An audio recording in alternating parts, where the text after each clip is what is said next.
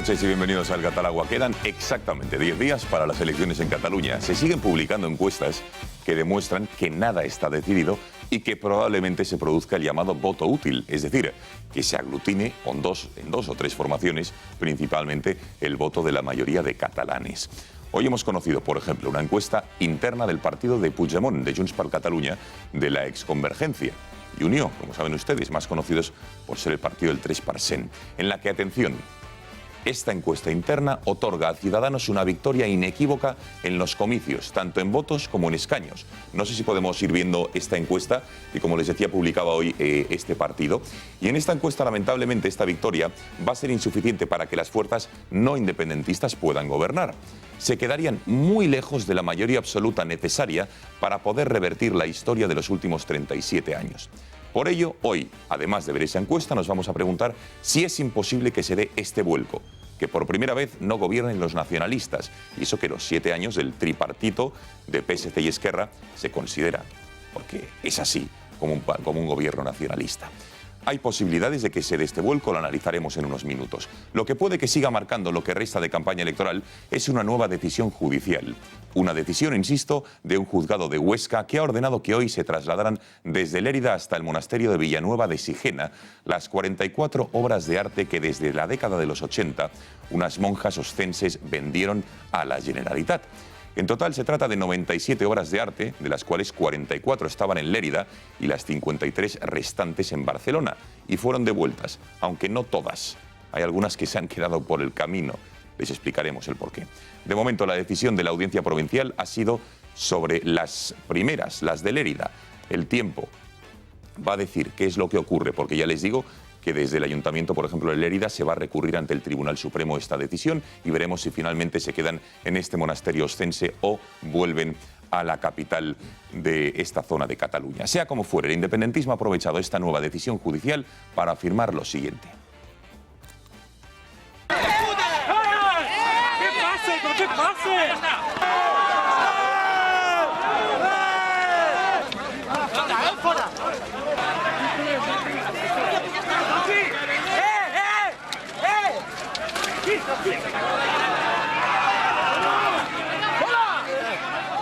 Estas han sido las imágenes de tensión de esta mañana en Lérida, en la que una manifestación supuestamente, digamos, improvisada, aunque ya les he dicho que estaba orquestada por la CUP, se concentraban en los aledaños del Museo de Lérida para intentar paralizar ese traslado de las obras. Pero no solo eso, el separatismo ha aprovechado esta decisión de un juez para arremeter contra el gobierno, contra el artículo 155 y para hablar de expolio, confiscación ilegal e incluso motín de guerra. Vean.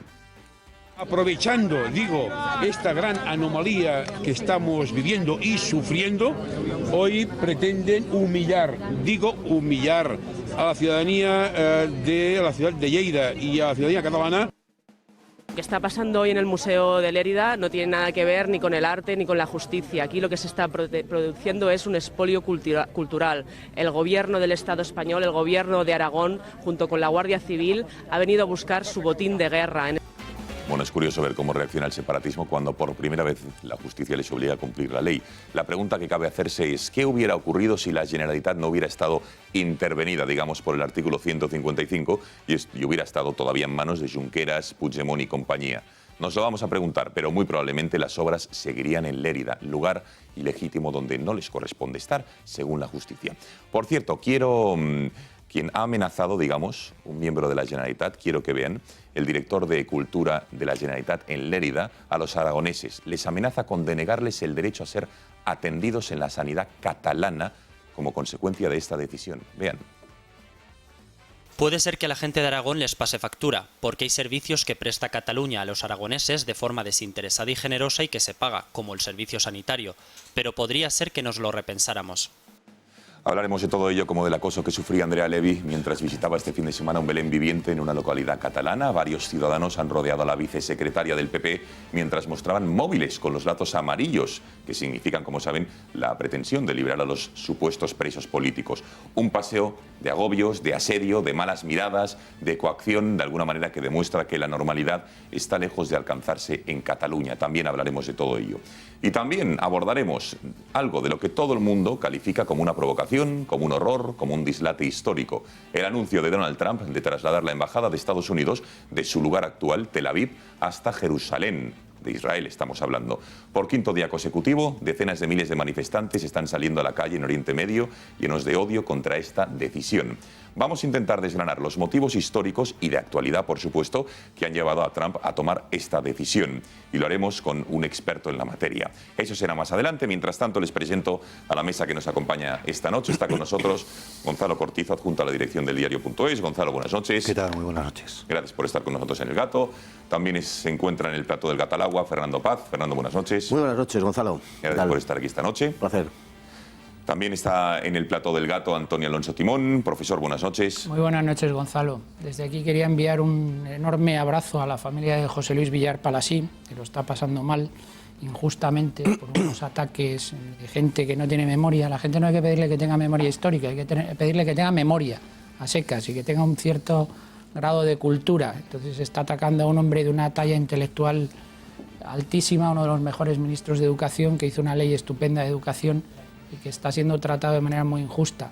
Por lo tanto, un fuerte abrazo a toda su familia y que la gente sepa quién es José Luis Villar Palasí, que era un gran hombre y un gran profesional. Bueno, ahí quedan esas muestras de apoyo del profesor Alonso Timón. Román Cendoya, muy buenas noches. Buenas noches. Gracias por estar con nosotros en El Gato. Y yo me sumo a lo que ha dicho el profesor, sobre todo porque como aprobé la EGB, entonces no me importa. Claro que sí. Si hubiera suspendido no sé qué diría. Bueno, Benjamín López, muy buenas noches. Muy buenas. ¿Todo bien? Todo fenomenal. No está usted para muchas celebraciones, pero bueno, ¿Por qué lo dices? ¿Por qué lo dices? No, yo no sé, yo solo digo eso. Y que espero pasar Semana Santa con mi mujer en París, celebrando algunas cosas. Yo probablemente vaya a Londres. Está bien. Más bonito París, desde luego. Bueno, señores, ¿cómo pueden participar con nosotros? Lo pueden hacer, como siempre, a través del WhatsApp, en el número de teléfono del programa, 670-03-4543, 670-03-4543. Nos envían sus opiniones, comentarios, preguntas, críticas, sugerencias, también a través de nuestra cuenta en Twitter, que es @gato_directo, o como siempre pueden también interactuar viéndonos en nuestro canal de YouTube, Intereconomía Tuve. Pueden ver el programa en directo, comentarlo en directo o mañana ver los mejores momentos del mismo o el programa en su integridad si no tienen ocasión de haberlo visto esta noche. Y atención al fantástico vino que tenemos esta noche, ya lo ven en sus pantallas, es de la finca antigua de Moscatel, de La Mancha, y nuestras enólogas lo han probado, lo han catado, lo han analizado y este, digamos, es su veredicto. Vean.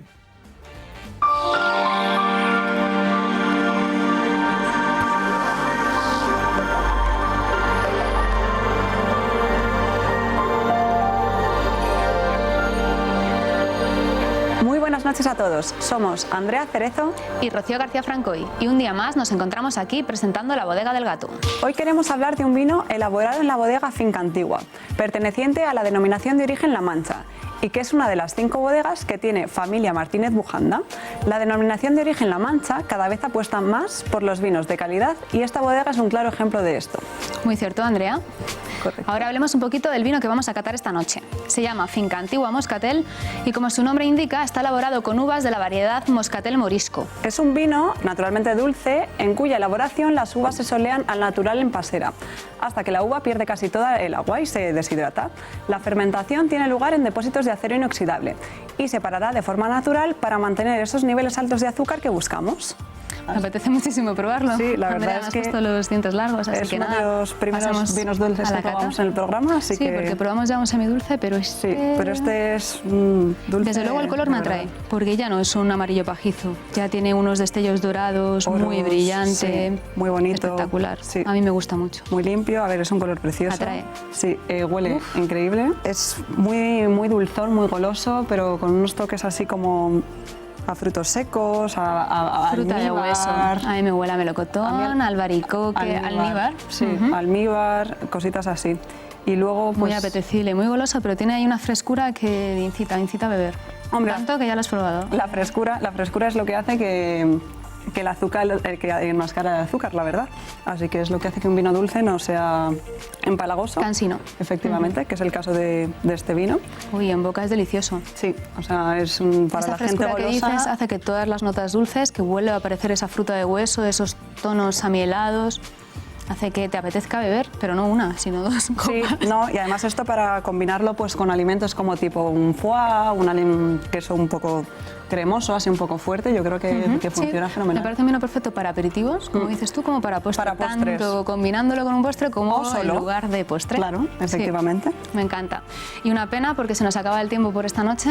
Nos quedaríamos hablando de este vino muchísimo más rato, pero tenemos que irnos. Pero bueno, antes de irnos, recordemos el vino catado esta noche, Finca Antigua, es un moscatel de la añada 2016 de bodegas Finca Antigua, de la denominación de origen La Mancha.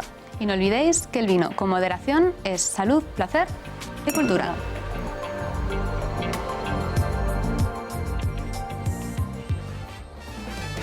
Bueno, este fantástico vino de la Finca Antigua Moscatel del año 2016, dice el profesor Timón que esto entra con facilidad. Don Antonio, ¿le ha gustado?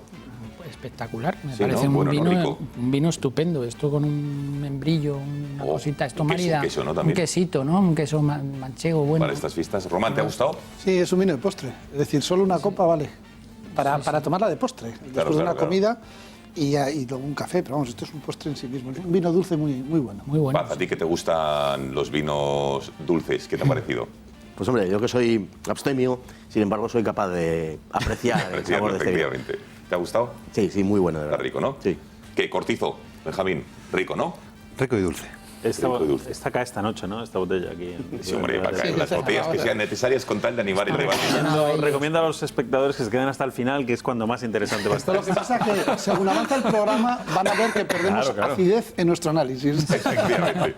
Bueno, señores, más asuntos de actualidad. Déjenme hablar hoy, les presento ya a un habitual del Gatalagua, se llama François Derbé, es el cofundador y consejero delegado de Indexa Capital. François, muy buenas noches.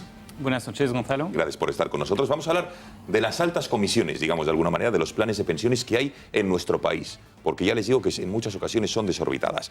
Según un estudio hecho por Indexa Capital, en los últimos 10 años, los planes de pensiones, y atención al dato, de los bancos no han cubierto ni siquiera la inflación. Ni siquiera la inflación. ¿A qué se debe una rentabilidad tan baja, François? Pues hay muchas razones, pero la principal es la alta bancarización, ¿no? Que la mayoría de los planes de pensiones, o por lo menos los más grandes en España, sean planes de bancos, y que cuando un cliente acude al banco para comprar un plan de pensiones o cuando su banco le está colocando uno, pues típicamente el banco le está vendiendo el plan propio de la casa, ¿no? Un plan de pensión del mismo banco, y le suele vender un plan de pensiones con comisiones máximas. Comisión máxima lo que significa es que en comisión de gestión se suelen ir al 1,5% anual, que es el máximo legal. Luego en comisión de depositaria se suelen ir al 0,25% anual, que también es el máximo legal. Y luego, además de esas comisiones visibles, que ya suman un 1,75, pues tienes comisiones ocultas, como por ejemplo pueden ser las comisiones de cambio de divisa, las comisiones de corretaje, donde típicamente el banco que también es dueño de la gestora del plan de pensiones, pues aprovecha, digamos, para que el plan contrate los servicios del banco en cuanto a corretaje, en cuanto a cambio de divisa, y de alguna forma ir generando más negocio para el banco de forma no visible para los partícipes. Si sumas esas comisiones entre gestión, custodia, que son visibles, luego comisiones no siempre visibles o comisiones ocultas, pues acabas con un coste total para el inversor o el ahorrador que suele estar encima del 2% anual. 2%. Entonces, ¿qué soluciones ante esta situación que ha descrito usted ofrecen desde Indexa Capital? La solución principal para nosotros es bajar los costes, porque en temas de inversión lo único que tiene seguro un cliente es cuánto va a pagar. Si tienes una inversión en planes de pensiones de 100.000 euros, esos 2% del banco te van a costar más de 2.000 euros al año. Entonces la solución nuestra de Indexa Capital pasa por bajar los costes, en parte porque automatizamos los procesos, y automatizar nos permite reducir los errores humanos y también reducir los costes en general. Luego invertimos en fondos indexados, que son fondos que replican índices y que típicamente son fondos con comisiones muchísimo más bajas que los fondos de gestión activa. Es decir, nuestros planes de pensiones eligen los fondos según la comisión la más baja posible, y que son fondos muy grandes que replican a índices. Entonces, vamos a ver, según algunos rumores que hay entre, digamos, los fondos, entre los planes de pensiones, ya que le tenemos a usted aquí, señor Derbé, ¿es cierto que los planes de Indexa son, digamos, los más baratos del mercado? Sí, totalmente cierto. ¿Sí? Tenemos una comisión de gestión del 0,5% en comparación con la comisión típica de gestión de los bancos de 1,5%. Tenemos una comisión de custodia del 0,10%, cuando el máximo legal o la comisión típica de los bancos es de un 0,25. Y tenemos un coste total que está en 0,78, todo incluido, ¿no? Incluyendo todas esas comisiones y el coste de los fondos indexados también.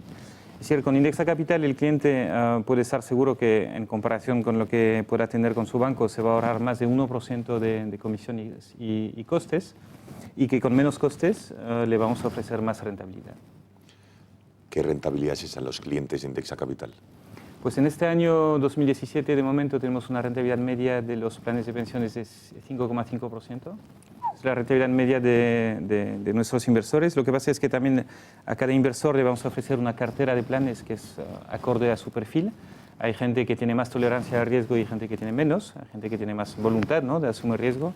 Luego también hay gente que tiene más o menos capacidad según su edad, según sus ahorros. Entonces, lo primero que hacemos es perfilar al cliente para evaluar su perfil inversor de 1 a 10, y la rentabilidad de este año de esos perfiles de 1 a 10 ha sido del 1,4 para el perfil más conservador, de menor riesgo, hasta más del 8% para el perfil más agresivo. Bueno, y por último, algún espectador que nos esté viendo y que digamos que tiene un plan de pensiones gestionado por algún banco español, ¿se puede traspasar? Sí, todos los planes de pensiones son traspasables. Lo son los planes de los bancos, lo son cualquier planes de pensiones y lo son también los planes de Indexa. Es decir, son planes que puedes llevarte de una entidad a otra. Y concretamente con Indexa, pues es un proceso online que ofrecemos en indexacapital.com, donde el cliente puede darle al botón darme de alta y luego responder un breve test de perfil que dura 2 minutos, ¿no?, más o menos. Después del test de perfil, si le gusta lo que ve, le vamos a explicar exactamente cuántos costes va a pagar, cuántas comisiones, qué expectativa de rentabilidad pueda tener a corto, medio y largo plazo. Y si le gusta lo que ve, puede abrirse una cuenta de pensiones con Indexa en 5 minutos online. Y en el proceso de alta podrá elegir cuánto quiere aportar, ¿no? Sabes que el máximo legal son 8.000 euros anuales, pero el mínimo son 50 euros, entonces realmente hay mucha flexibilidad en ese sentido. Y también en el mismo proceso de alta, el cliente puede traspasar planes desde cualquier entidad, cualquier banco, a Indexa Capital. Indexacapital.com, ya lo saben. François, muchísimas gracias por haber estado esta noche en El Gato. Gonzalo. Muy buenas noches. Nosotros hacemos una brevísima pausa de publicidad, un consejo, y estamos aquí de vuelta para iniciar el debate de toda la actualidad que nos deja este lunes hasta ahora.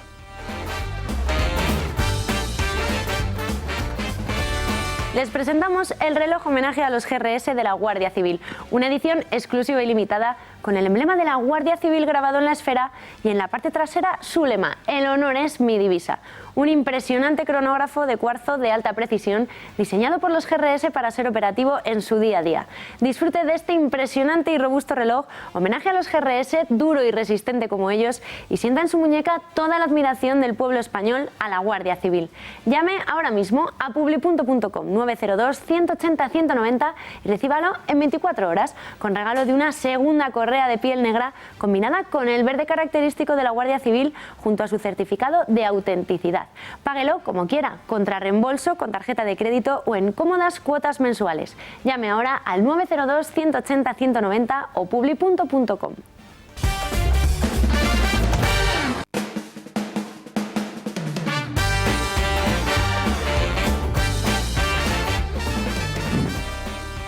Pasan 24 minutos de las 10 de la noche, aquí seguimos en el Gat al Agua, en riguroso directo. Vamos a analizar ya la actualidad que nos deja este lunes, insisto, 11 de diciembre, a 10 días de la campaña electoral. En los próximos minutos veremos algunas de las encuestas que se siguen publicando. Hoy llama muchísimo la atención y sacaremos la calculadora. Hemos hecho sumas y restas sobre una encuesta, atención, interna, que se ha filtrado, intencionadamente supongo, de Junts per Catalunya, la antigua Convergencia Democrática, los del 3%, el partido de Puigdemont, en la que dice, atención, que claramente ganaría las elecciones Ciudadanos en intención de voto y también en escaños, pero no podría gobernar.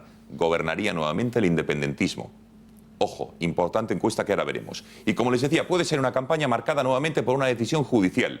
¿Por qué? Porque hoy se ha ejecutado la sentencia de la Audiencia Provincial de Huesca, en el que este juzgado decía u ordenaba el traslado inmediato de las 44 obras de arte que estaban en el Museo Diocesano de Lérida. Le ordenaba el traslado desde esta localidad catalana hasta el monasterio que está de Villanueva de Sigena, que está a escasos kilómetros, por cierto, de esta localidad catalana. Lo hemos bautizado como las polémicas obras de Sigena. ¿Por qué? Porque digamos que esto era un contencioso judicial, una disputa judicial, mejor dicho, que se mantenía con la Generalitat de Cataluña desde el año 2012 y que ha sido hasta ahora cuando el Gobierno de la Nación ha intervenido, la Generalitat de Cataluña ya ha decidido acatar esta sentencia judicial que ha, digamos, lo van a escuchar, pero ha generado mucha crispación en el mundo independentista. Hablaremos, por cierto, en los próximos minutos con el alcalde de Lérida y también con el alcalde de Sigena, en Huesca. Pero antes vamos a conectar con nuestra compañera Alba Vila para que nos explique de dónde viene esta controversia judicial. Alba, buenas noches. Cuéntanos hasta dónde hay que remontarse. Buenas noches, Gonzalo. Pues las claves de esta disputa comienzan en los años 80, pero no llegan a manos de los jueces hasta hace 5 años, en 2012. Pero antes de entender el porqué del conflicto, veamos qué son realmente los bienes de Sigena. Es un conjunto artístico compuesto por 97 obras que pertenecía al monasterio de Sigena y que entre la década de los 80 y de los 90 se vendieron a Cataluña. Estas obras se repartieron en dos, 44 en el Museo de Lérida y 53 en el Museo Nacional de Arte de Cataluña. Fue en ese año, en 2012, cuando el Gobierno de Aragón y el Ayuntamiento de Villanueva de Sigena demandaron a la Generalitat para poder recuperarlas. Sin embargo, se separaron en dos causas distintas según la localización de ellas. Las que se encontraban en el Museo Nacional de Arte de Cataluña, proceso que se cursó en el juzgado número 2 de Huesca, se devolvieron en julio de 2016. Y por otro lado, las de Lérida, sobre las que se centra la polémica de hoy. En julio de 2015, el juez ordenó el retorno de las piezas. Sin embargo, la Generalitat no hizo absolutamente nada hasta hace unos días al presentar un recurso ante ese órgano judicial. ¿Dónde está el problema ahora? ¿Por qué no hubo manifestaciones en 2016 cuando se devolvió esa parte? Pues porque se produce en medio del delirio separatista y además que desde las filas independentistas se critica que se haya aprovechado el 155 para la recuperación de esos bienes. Muchísimas gracias, Alba. Esto, insisto, es lo que dice la justicia, lo que el Gobierno ha decidido ejecutar, ya que está, digamos, gobernando, entre comillas, la Generalitat de Cataluña. Vean ahora la trifulca callejera. Como saben, el traslado se ordenaba esta pasada madrugada, a las 6 en concreto, de la madrugada o de la mañana de ya este lunes, y evidentemente, bajo una supuesta manifestaciones esporádicas, la CUP ha organizado concentraciones delante del Museo Diocesano de Lérida para evitar este traslado. Hablan de expolio cultural, de motín de guerra, y se han producido, como ven, imágenes de tensión entre los Mossos d'Esquadra, que eran los encargados de velar. Vamos a ver si podemos escuchar lo que se está diciendo, algunos de los gritos e improperios que se han lanzado por parte de la ciudadanía contra los Mossos d'Esquadra.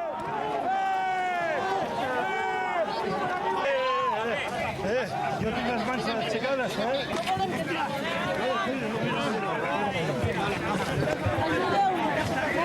No, tu ja està la meva gent. No, senyora, vinga, sisplau, Bueno, esto es lo que ocurría esta mañana, insisto, los altercados. Finalmente las obras han viajado hasta Huesca, hasta este monasterio. 43 de las 44. Hay una que de momento no se sabe dónde está, o sí se sabe dónde está, que no ha viajado, no ha sido trasladada. Vamos a ver algunas de las reacciones que se han producido hoy con este traslado en este breve reportaje que les hemos preparado. Que més enllà de la decisió del jutge, que digui que es té que utilitzar la força o no, estic convençut doncs, que tant el jutge com el govern d'Espanya, que al final té que obeir les instruccions judicials, prendran la millor decisió i la decisió, sobretot, més tranquil·la. La previsión del candidato popular a presidir la Generalitat ha fallado. Cargas policiales, calles cortadas, desalojos, gritos, son solo algunas de las imágenes que nos ha dejado el día de hoy. La tensión era más que evidente, sobre todo cuando más de un centenar de personas han intentado acceder al perímetro vallado alrededor del museo y que ha sido impedido por una barrera de Mossos. Los manifestantes se negaban a retirarse de tal forma que incluso el propio museo ha pedido no utilizar la violencia. Una situación aprovechada por el bloque independentista, y es que a pesar de tratarse de una decisión judicial, recurren a su habitual victimismo y a su fiebre secesionista para tildar estos hechos como un golpe de Estado, al igual que dicen, se hizo con el polémico artículo 155. Bueno, la verdad es que estamos tristes, disgustados. Nosotros creemos que no tiene ningún sentido lo que se está produciendo. Es la constatación clara que no existe un 155 suave, porque al final lo que está haciendo el Estado es aprovechar esta aplicación del artículo 155 para llevarse estas obras de arte. Tal es así que el que fuera presidente de la Generalitat, Carles Puigdemont, tachaba a los Mossos de ser una policía militarizada. Desde Esquerra aseguran sentirse humillados, pero no solo esto, sino que incluso Joan Tardá solicita echar en cara a PP, Ciudadanos y PSC la situación vivida en Lérida. Mientras, en las filas de la CUP, califican el traslado de expolio. Lo que está pasando hoy en el Museo de Lérida no tiene nada que ver ni con el arte ni con la justicia. Aquí lo que se está produciendo es un expolio cultural. El gobierno del Estado español, el gobierno de Aragón, junto con la Guardia Civil, ha venido a buscar su botín de guerra en este conflicto entre Cataluña y el Estado español. La reacción de Podemos no se ha hecho esperar y ha criticado que el gobierno de Aragón disfrute con la Guardia Civil entrando en un museo. El gobierno de Aragón excitándose ante la imagen de la Guardia Civil entrando en un museo. Eso sí, desde el gobierno aseguran que la retirada se ha hecho con profesionalidad. Yo creo que las cosas se han hecho correctamente, se han hecho con inteligencia, se han hecho con prudencia y sobre todo con lo más importante en un Estado de Derecho, que es cumplir con las decisiones judiciales.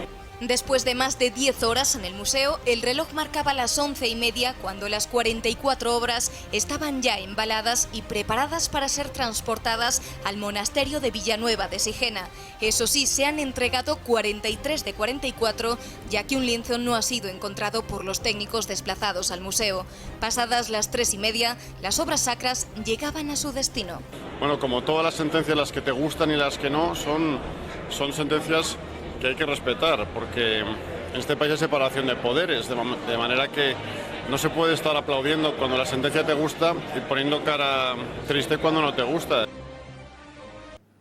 Para saber más de lo que ha ocurrido, de la trascendencia, del alcance histórico de lo que ha ocurrido hoy con estas obras de arte, tenemos conexión con Ángel Ros, es el alcalde de Lérida. Señor Ros, buenas noches. Hola, muy buenas noches. Bueno, ¿cómo ha vivido el traslado de las obras de hoy y sobre todo las imágenes de tensión que hemos visto en las calles de su ciudad? Bueno, la verdad es que hoy ha sido un día triste desde muchos puntos de vista. Hoy lo que se ha hecho es la ejecución de una sentencia que no era firme porque todavía tenía recorrido jurídico hasta el Tribunal Supremo, donde se presentará y ya estaba anunciado un recurso de casación. A principios de enero estará presentado, que es el plazo, y había recursos presentados en distintos ámbitos judiciales, ¿no? Presentados por el consorcio del museo, por la Generalitat, por la Diputación y por nosotros mismos, por el Ayuntamiento. Y se ha optado por ejecutar una sentencia cautelarmente cuando todavía no era firme. Por tanto, evidentemente, esto es duro. La ejecución de una sentencia en estas condiciones se hace cuando hay riesgo para el bien a proteger y no era el caso. Alcalde, entonces, ¿cree usted que las obras de arte se han ido ya para no volver o tiene esperanzas de que algún día, digamos, regresen a esta localidad? Tengo muchísimas esperanzas, tantas como que espero que el Tribunal Supremo nos dé la razón, porque son obras que compró la Generalitat al antiguo convento de Sigena. Estas obras en su momento ya tuvieron un recorrido jurídico y el Tribunal Constitucional el año 2012 lo valoró como que estaban compradas adecuadamente desde un punto de vista legal, y después ha sido mucho más recientemente que un juzgado de primera instancia de Euskadi ha dado la razón en este caso al gobierno de Aragón. La sentencia es recurrible, la vamos a recurrir y francamente creo que la vamos a ganar. Ha dicho usted, alcalde, que se arrepiente, digamos, de que el Gobierno de la Nación esté utilizando o aplicando el artículo 155 indebidamente para, entre otras cosas, ordenar o acatar la sentencia judicial que se lleva las obras de arte de Lérida hasta este monasterio. Pero el Gobierno dice que en todo momento lo que están haciendo es cumplir las leyes, las sentencias judiciales, con lo cual que no hay polémica. No, fíjese, el artículo 155 de la Constitución, que es un artículo que tienen todas las constituciones de los países democráticos europeos como el nuestro, es un artículo que recupera la legalidad constitucional y estatutaria en el caso de Cataluña después de haberse vulnerado la Constitución y el Estatuto claramente por el Parlamento y el Gobierno de la Generalitat. Pero evidentemente ese es el fin del artículo 155, no es el de entrar en los diferentes contenciosos que hay cientos, miles, entre administraciones públicas o entre administraciones y particulares. Este es el caso, es un contencioso entre dos administraciones y el artículo 155 no está para eso. Los tribunales ordinarios tienen sus competencias, nadie los ha cuestionado y este caso está claramente recurrido al Tribunal Supremo. Bueno, entonces ya veremos lo que dice el Supremo, pero de momento, alcalde, entenderá que haya gente que diga, no, de momento vamos a cumplir y a dar orden a una sentencia judicial de la Audiencia Provincial de Huesca y después el Supremo, si la revisa o la corrige, todo se andará. Una cuestión. Alcalde, ¿tiene usted datos de cuánta gente acudía al museo de su ciudad, en Lérida, a visitar las obras de arte de hace varios siglos? ¿Tenía mucha afluencia, mucho seguimiento o no? Bueno, es un museo que está entre los 25 y 30.000 visitas año aproximadamente. Es un museo que recoge la historia de nuestra tierra usando el arte sacro. Este es el concepto, es un museo de arte sacro que explica, porque es evidente que la Iglesia tiene un recorrido importantísimo en nuestra sociedad, pues es la explicación de la evolución histórica utilizando las piezas de arte sacro. Este es el motivo del Museo de Lleida Diocesano y Comarcal, que es su nombre, y justamente el año que viene además vamos a celebrar 125 años del museo. Es un museo importante.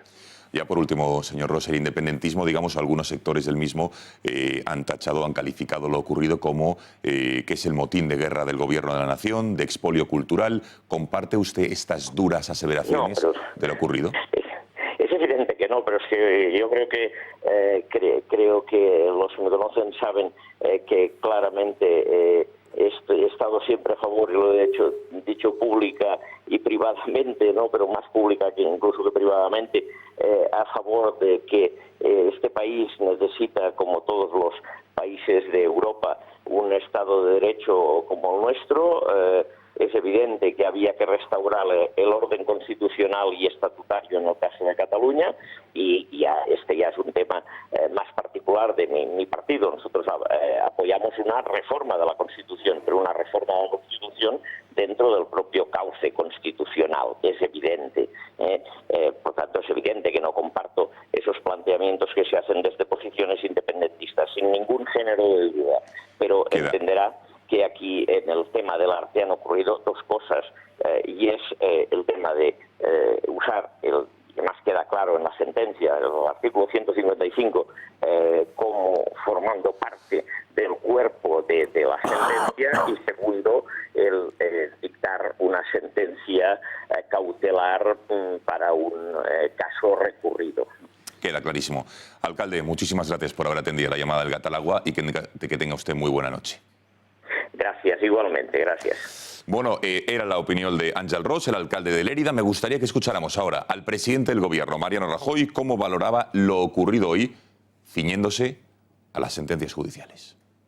Creo que las resoluciones judiciales se deben cumplir, y si hay alguien que crea que no se deben cumplir las resoluciones judiciales y si quiere sustituir al juez, que lo diga, pero me parece que ese no es el funcionamiento normal de un sistema democrático. Bueno, y de un protagonista al otro. Nos vamos hasta Sigena, tenemos conexión con su alcalde, Alfonso Salillas, alcalde de esta localidad. Señor Salillas, muy buenas noches. Hola, buenas noches. Bueno, gracias por atender la llamada del gato. Ha dicho el alcalde de Lérida que tiene esperanzas, porque van a recurrir ante el Tribunal Supremo, de que este conjunto de obras de arte regresen a su localidad. No sé qué le parece esta afirmación de que esto no ha acabado aquí, según el alcalde Ángel Ros. Bueno, tiene todo el derecho de recurrir. Nosotros nunca nos hemos opuesto a que se recurra a lo que se puede recurrir. Y entonces pues tiene todo el derecho del mundo de pensar lo que piensa. Pero la verdad es que nosotros hemos estudiado ese recurso. No está hecho además por los abogados que han llevado el caso del gobierno catalán ni del museo, y creo que tiene pocos visos de prosperar. Pero bueno, cada uno está en derecho de pensar lo que quiera. Yo asistí al juicio, el alcalde de Lérida no asistió al juicio, ninguna autoridad catalana, y bueno, yo creo que ese museo no va a cumplir 125 años, va a cumplir 10, se abrió en el 2007, entonces llamarle, lo que tiene de Museo Diocesano es el nombre. Si fuera, dice, 125 años del Museo Diocesano, sí, pero no de ese museo, porque ese museo es titularidad de la Generalitat de Cataluña. Y el Museo Diocesano, pues no puede haber bienes de arte sacro en un museo civil. Hay una circular vaticana que lo prohíbe, pero bueno, no vamos a hablar de eso. Alcalde, explíquenos, ¿por qué es tan importante para usted, para su localidad, este conjunto de 44 obras de arte, 21 óleos sobre tela, altorrelieves, cajas sepulcrales, bueno, etcétera, etcétera, teniendo en cuenta que fueron las monjas de este monasterio quienes en la década de los 80 lo vendieron? ¿Por qué era tan importante para ustedes recuperar una cosa que se vendió en la década de los 80? Pues porque ahí está la trampa, porque las monjas de Sigena nunca vendieron, eso es lo que se ha explicado en Cataluña, los letrados que representaban a la Generalitat y al Museo Nacional de Arte de Cataluña han explicado eso así, eso fue planteado así en el juicio, y no es cierto. Nosotros demostramos que las monjas de Sigena nunca vendieron eso. Lo intentó vender pues una priora de Barcelona, en la que fueron acogidas las monjas de Sigena porque salieron del monasterio en 1970. Pero claro, nosotros fuimos al Ministerio de Justicia, donde están registradas todas las órdenes religiosas, y demostramos que Sigena era un monasterio independiente. Porque entonces alguien que no es dueño de unas obras de arte no se las puede vender. Y eso es lo que pasó en este caso, aparte de que... Con lo cual, por entenderle, alcalde, las monjas que vendieron este conjunto de obras, más de 90, eran de un monasterio de Barcelona, de Valdoreix, de una localidad que se llamaba Valdoreix. Sí. Y ellas, al estar ahí la acogida, la priora de Sigena, cuando ésta murió, pues bueno, la priora de Valdoreix se erigió en la heredera, que no lo era, y le intentó meter las obras de Sigena al gobierno de Cataluña. Y bueno, alguien que vende lo que no es suyo, pues no lo puede vender. Eso por un lado. Luego nos apoyamos en otras cosas, ¿no? Sigena es Monumento Nacional desde 1923 y es un todo indivisible, es un conjunto histórico artístico que no se puede desmembrar. Cuando sacan todas las obras de Sigena y intentan hacer una colección, que esos son todos los argumentos en que se basaron en el juicio, no, es que teníamos una colección formada por las piedras de Sigena y no se puede desmembrar porque la nombramos patrimonio catalán. Oiga, lo indivisible era ya el monasterio, porque la figura de protección estaba ya desde 1923. Sí. Bueno, queda clarísimo, alcalde, que le agradezco muchísimo que haya atendido la llamada del Gatalagua. Gracias y muy buenas noches, y a disfrutar ahora de estas obras. Por cierto, ¿cómo ha ido la acogida? Entiendo que ya han llegado, no sé si nos puede decir algo de esa obra número 44, porque parece que han llegado solo 43. ¿Qué ha ocurrido? ¿Cómo ha sido la acogida y qué pasa con esta obra, alcalde? Bueno, la acogida, imagínate, había gente que mis vecinos, muchos lloraban de emoción, ha sido muy emotiva. ¿Lloraban, sí?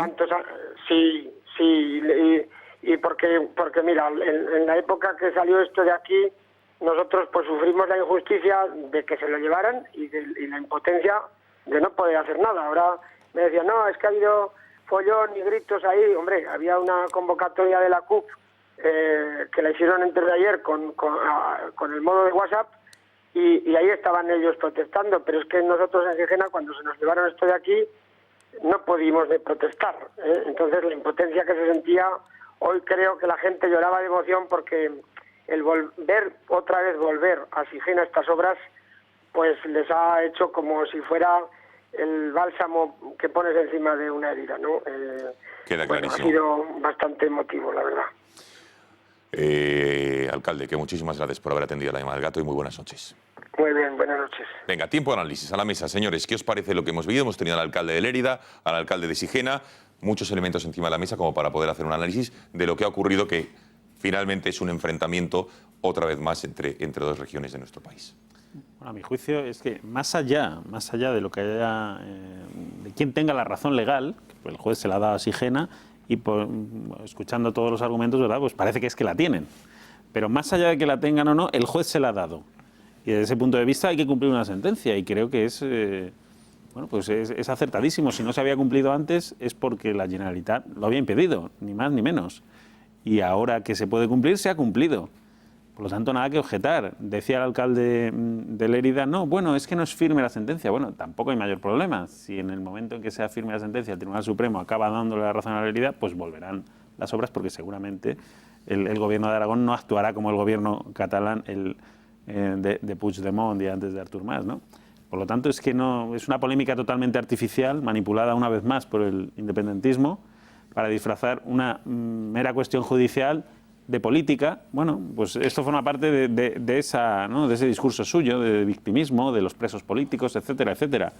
En fin, como digo yo, es una cuestión judicial y creo que no hay que darle muchas más vueltas, la verdad. El argumento de que la sentencia no es firme no es un argumento sólido desde el punto de vista jurídico, porque lo que se ha producido aquí es verdad que la sentencia no es firme, que hay un recurso ante el Tribunal Supremo, pero lo que se ha hecho es ejecutar una medida cautelar a instancia de una de las partes del pleito, lo cual, y además ejecutar una medida cautelar cuando hay peligro cierto de que no se ejecute la sentencia, y por los antecedentes que tenemos, pues parece que evidentemente había un peligro cierto de que no se ejecutase, que no se llevase a puro término el cumplimiento de la sentencia. Por lo tanto, desde el punto de vista jurídico, el órgano judicial podía adoptar perfectamente, a petición de una de las partes, que era el Gobierno de Aragón, la ejecución provisional de la sentencia. Resultas, como tú muy bien decías, Benjamín, del recurso que se ha sustanciado ante el Tribunal Supremo y sobre el que se tendrá que pronunciar. Entonces, profesor, ¿está bien hecho por parte, digamos, del Gobierno de la Nación, que ahora está, digamos, llevando las riendas de la Generalitat, el haber... Claro, es que además se le había dado un plazo para el cumplimiento de la sentencia que se cumplía. Entonces, evidentemente, la posición para el Gobierno, esto no es nada cómodo.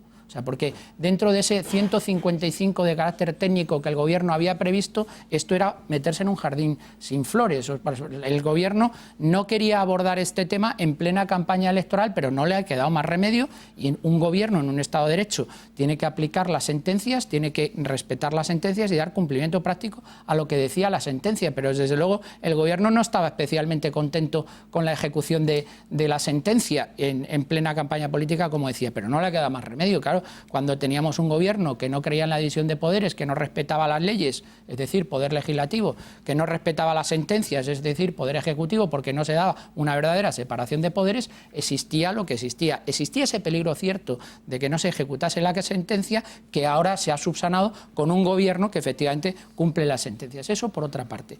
Pero por otra parte también la reacción de los independentistas. A mí me llama la atención, bueno, evidentemente ahora todo se magnifica porque están en campaña electoral, en clave electoral, y evidentemente aprovechan cualquier circunstancia para hacer campaña. Pero me llaman mucho la atención unas declaraciones de este señor Untar Borrell, que ha dicho que se van a repensar lo de la asistencia sanitaria a los ciudadanos de Aragón limítrofes con Cataluña, que se lo prestan. Josep Borrell, que no tiene nada que ver con Borrell, el exministro socialista, decía lo siguiente, director general del área de cultura de la Generalitat de Cataluña en Lérida, y decía lo siguiente al respecto de esta amenaza sobre los servicios sanitarios catalanes con los aragoneses en el caso de que esta sentencia se llegase a ejecutar. No sé si podemos verlo. Venga, vamos a escucharle. Puede ser que a la gente de Aragón les pase factura, porque hay servicios que presta Cataluña a los aragoneses de forma desinteresada y generosa y que se paga, como el servicio sanitario, pero podría ser que nos lo repensáramos.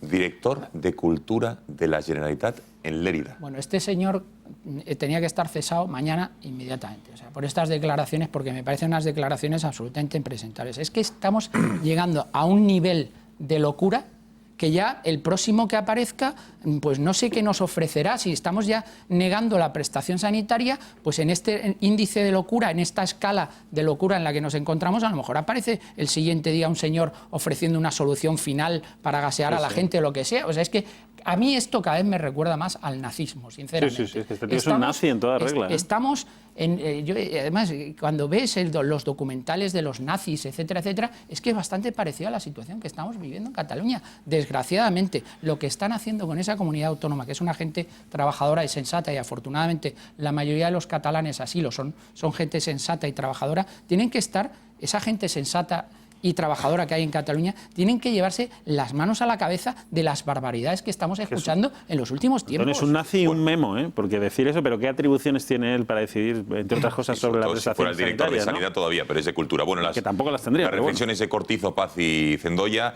a la vuelta de este consejo. Y seguimos aquí en Cataluña hasta ahora.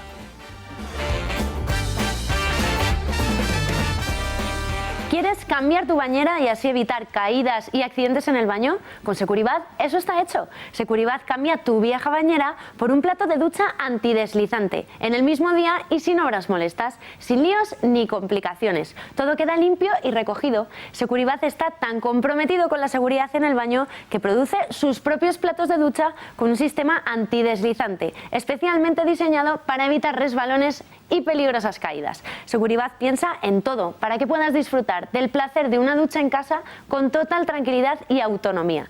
Es tiempo de reformas. Anímese. Llame ahora. Pida su presupuesto gratuito y sin compromiso en el 900-101-191. Repito, 900-101-191 o en securibat.com. Recuerde, Securibat presta servicio en todo el país. Llámeles y visite su tienda más cercana. Y si reside en Madrid, no deje de visitar su exposición, situada en la calle Hermosilla 54. Securibat, obras limpias, rápidas, garantizadas y buenos precios.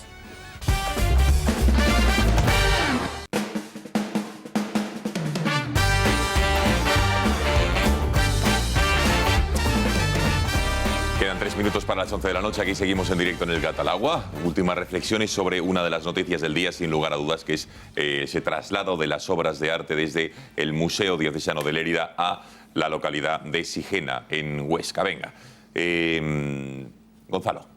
Bueno, yo no creo en las casualidades y sí estoy convencido de que ha habido en este asunto sobreactuación por las dos partes, ¿no? Creo que lo prueba el hecho de que en realidad las obras eran 97 y la mitad se entregó en su momento sin que tuviéramos mayor conocimiento de ese conflicto ni ninguna pelea entre ninguna de las dos partes y ninguna manifestación ni de la CUP ni de nadie. Por cierto, de la CUP yo estoy fascinado con su amor por el arte sacro. Es que no consigo comprender la relación del arte sacro y de los, no sé, de las siempre, cajas Gonzalo, sepulcrales con el proceso independentista. Los bienes que van a faltar luego para quemarlos.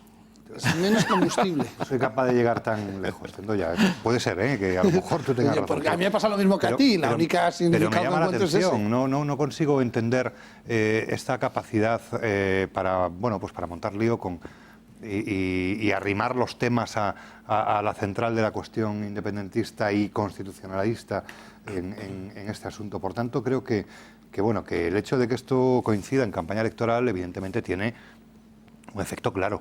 Y con respecto a lo que decías, Antonio, no estoy de acuerdo. Yo veo al ministro de Cultura muy cómodo, buscando protagonismo en este asunto y dejando claro que él ha estado detrás de este asunto y que es muy favorable a que las obras sean entregadas. En cualquier caso, hay asuntos que habría que aclarar todavía, porque sea como fuere y diga lo que diga la justicia, que habrá que respetar, por supuesto, alguien ha pagado por unas obras, habrá que devolver también ese dinero pagado, que según cálculos actualizados pues serían unos 2 millones de euros. Esa parte supongo que también habría que responderle. Y con respecto a lo que planteabais, ¿no? De si la sentencia es firme, si no es firme. Hombre, es cierto que una sentencia se puede recurrir y en cualquier momento, previo recurso, la sentencia tiene completa validez. Pero tratándose de obras del siglo XV, yo andaría con menos urgencias electorales y con un poco más de cuidado. Si al final vamos a andar trasladando las obras de Cataluña a Aragón y de Aragón a Cataluña, no vaya a ser que en cada viaje perdemos una obra, ya hemos perdido una, que para mí es la gran cuestión también en este asunto. no he visto gran indignación por el hecho de que se haya perdido una obra. Con tal de que no esté en Cataluña, ya estamos satisfechos, ¿no? Y parece que haya habido una sustracción de una obra de 4 o 5 siglos de antigüedad que también debería ser vigilada, ¿no? Paz. Bueno, vamos a ver, se ha hablado de, ha dicho Román en tono jocoso, de que la obra la han guardado para quemarla. Quiero recordar aquí que el monasterio de Sigena fue quemado en 1936, en agosto. Ardió, como dicen los medios de comunicación de los que disfrutamos nuestros días, ardió. Supongo que fue combustión espontánea. El verano del 36 hizo mucho calor en el mes de agosto y ardió. Nadie recuerda que fueron los milicianos del Frente Popular que quemaron el monasterio y prácticamente no se salvó nada, se salvó un poco de la iglesia y del Panteón. Bien, en cuanto, sí que me gustaría, lo que se ha dicho, sí que me gustaría reseñar una cosa que ha dicho Antonio acerca de las razones por las que se ha actuado con esta celeridad, si se quiere, sin que la sentencia sea lo firme que algunos pretenden que sea, pero que es perfectamente legal que se actúe así. Es sencillamente porque efectivamente no se confía en que de otro modo se pueda ejecutar la sentencia. Y la mejor prueba que hay es lo que pasa con el archivo de Salamanca. El archivo de Salamanca fue un verdadero expolio, lo que se llevaron del archivo originariamente situado en esa capital castellana, está ahora en Cataluña, y hay una sentencia judicial que obliga a devolver nada menos que 440.000 documentos pertenecientes a 23 provincias españolas que nada tienen que ver con ninguna provincia catalana. Por supuesto, se han negado en redondo a devolver nada. ¿Por qué se han negado en redondo? ¿Cuál es el argumento que dan frente a las sentencias judiciales? Que ya sabemos que los nacionalistas y separatistas catalanes deben de tener el récord mundial de incumplimiento de sentencias. Pues, en palabras de la persona que dirige la asociación Salvar el Archivo, Policarpo Sánchez, que es una persona que me merece todos los respetos del mundo, porque él solo se ha enfrentado a la Generalidad de Cataluña y ha llevado este asunto por la vía judicial, siendo abandonado literalmente por todos, sin el apoyo de nadie. El responsable, Josep Boyá, director general de la Dirección General de Archivos, Bibliotecas, Museos y Patrimonio de Cataluña, le dijo que a él el dolor de las familias que habían perdido esos documentos o que habían perdido ese tipo de cosas no le importaba en absoluto, que lo único que le importaba es que el archivo de Salamanca desaparezca. Repito, esta fue la razón que dio el director general de la cosa en Cataluña para no devolver los 440.000 documentos. Con lo cual, hay razones, yo creo que sobradas, para que se ejecutara esa sentencia con la mayor prontitud posible. Por otro lado, le quedan 10 días para que el Gobierno siga al frente de las instituciones en Cataluña, por lo menos con un carácter ejecutivo. Es decir, que la señora Sáenz de Santa María tiene 10 días para ejecutar la sentencia del Tribunal Constitucional y devolver los 440.000 documentos, ya que el Gobierno está presumiendo de que ejecuta la ley y que las sentencias judiciales se tienen que cumplir. Por si acaso se les ha olvidado, yo quiero recordarles desde aquí que esa sentencia existe y que se tiene que ejecutar y que ellos son responsables de que se ejecute, y si no lo hacen tendrán su responsabilidad política. Por lo demás, creo que es evidente que la gente que estaba allí de las CUP, lo más probable es que jamás haya entrado en un museo en toda su vida, les trae sin cuidado y evidentemente es un elemento de agitación y propaganda nada más, parte de una estrategia de victimización, y están sencillamente protestando por esa razón. No hay ninguna otra. Román. Vamos a ver, yo sí creo que había que hacer una actuación rápida para ponerla a salvo, porque es una coña lo de que no la quemen, pero yo creo que si se queda ahí, sí, vamos, podría arder perfectamente y no muy tarde.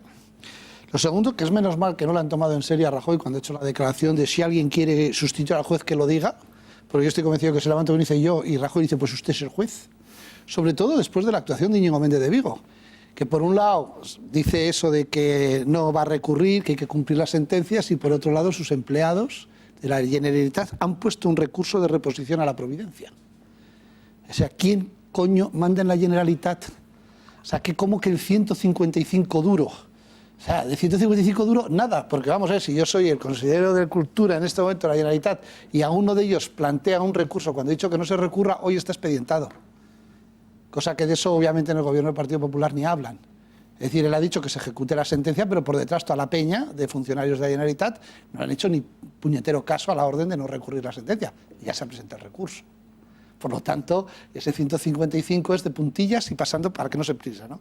Es verdad que no se cumplen las sentencias de Cataluña y claro, y luego hay que ver otra cosa, que es que los de la CUP que han ido hoy no hicieron bien el cursillo de movilización social que hicieron antes del 1 de octubre, porque les enseñaron cómo hay que cogerse de los codos, cómo hay que tirarse al suelo cuando te van a detener para que vayan 4 Mossos o 5, para que así quites 4 de la cadena que hace frontal, y había algunos que iban de la mano, del brazo, o sea, decir, que tampoco están muy formados en cómo hacer resistencia civil y resistencia cívica. Yo creo que hay mucho postureo y muy poca profundidad al respecto. Pero vamos, que se cumple una sentencia, ya era hora. Pero, que Román, en Cataluña se cumple una sentencia. ¿No te parece significativo? A mí pues me ha gustado ver esa imagen en la que son los Mossos de Escuadra. Por supuesto, me parece muy bien. Los que han actuado y han hecho que se cumpla la sentencia. Yo he criticado a los ¿Ha cambiado alguna cosa en Cataluña? Que no han hecho los deberes. Es verdad que podrían haber cambiado más, No, pero han ha hecho cambiado alguna. los deberes los de la CUP.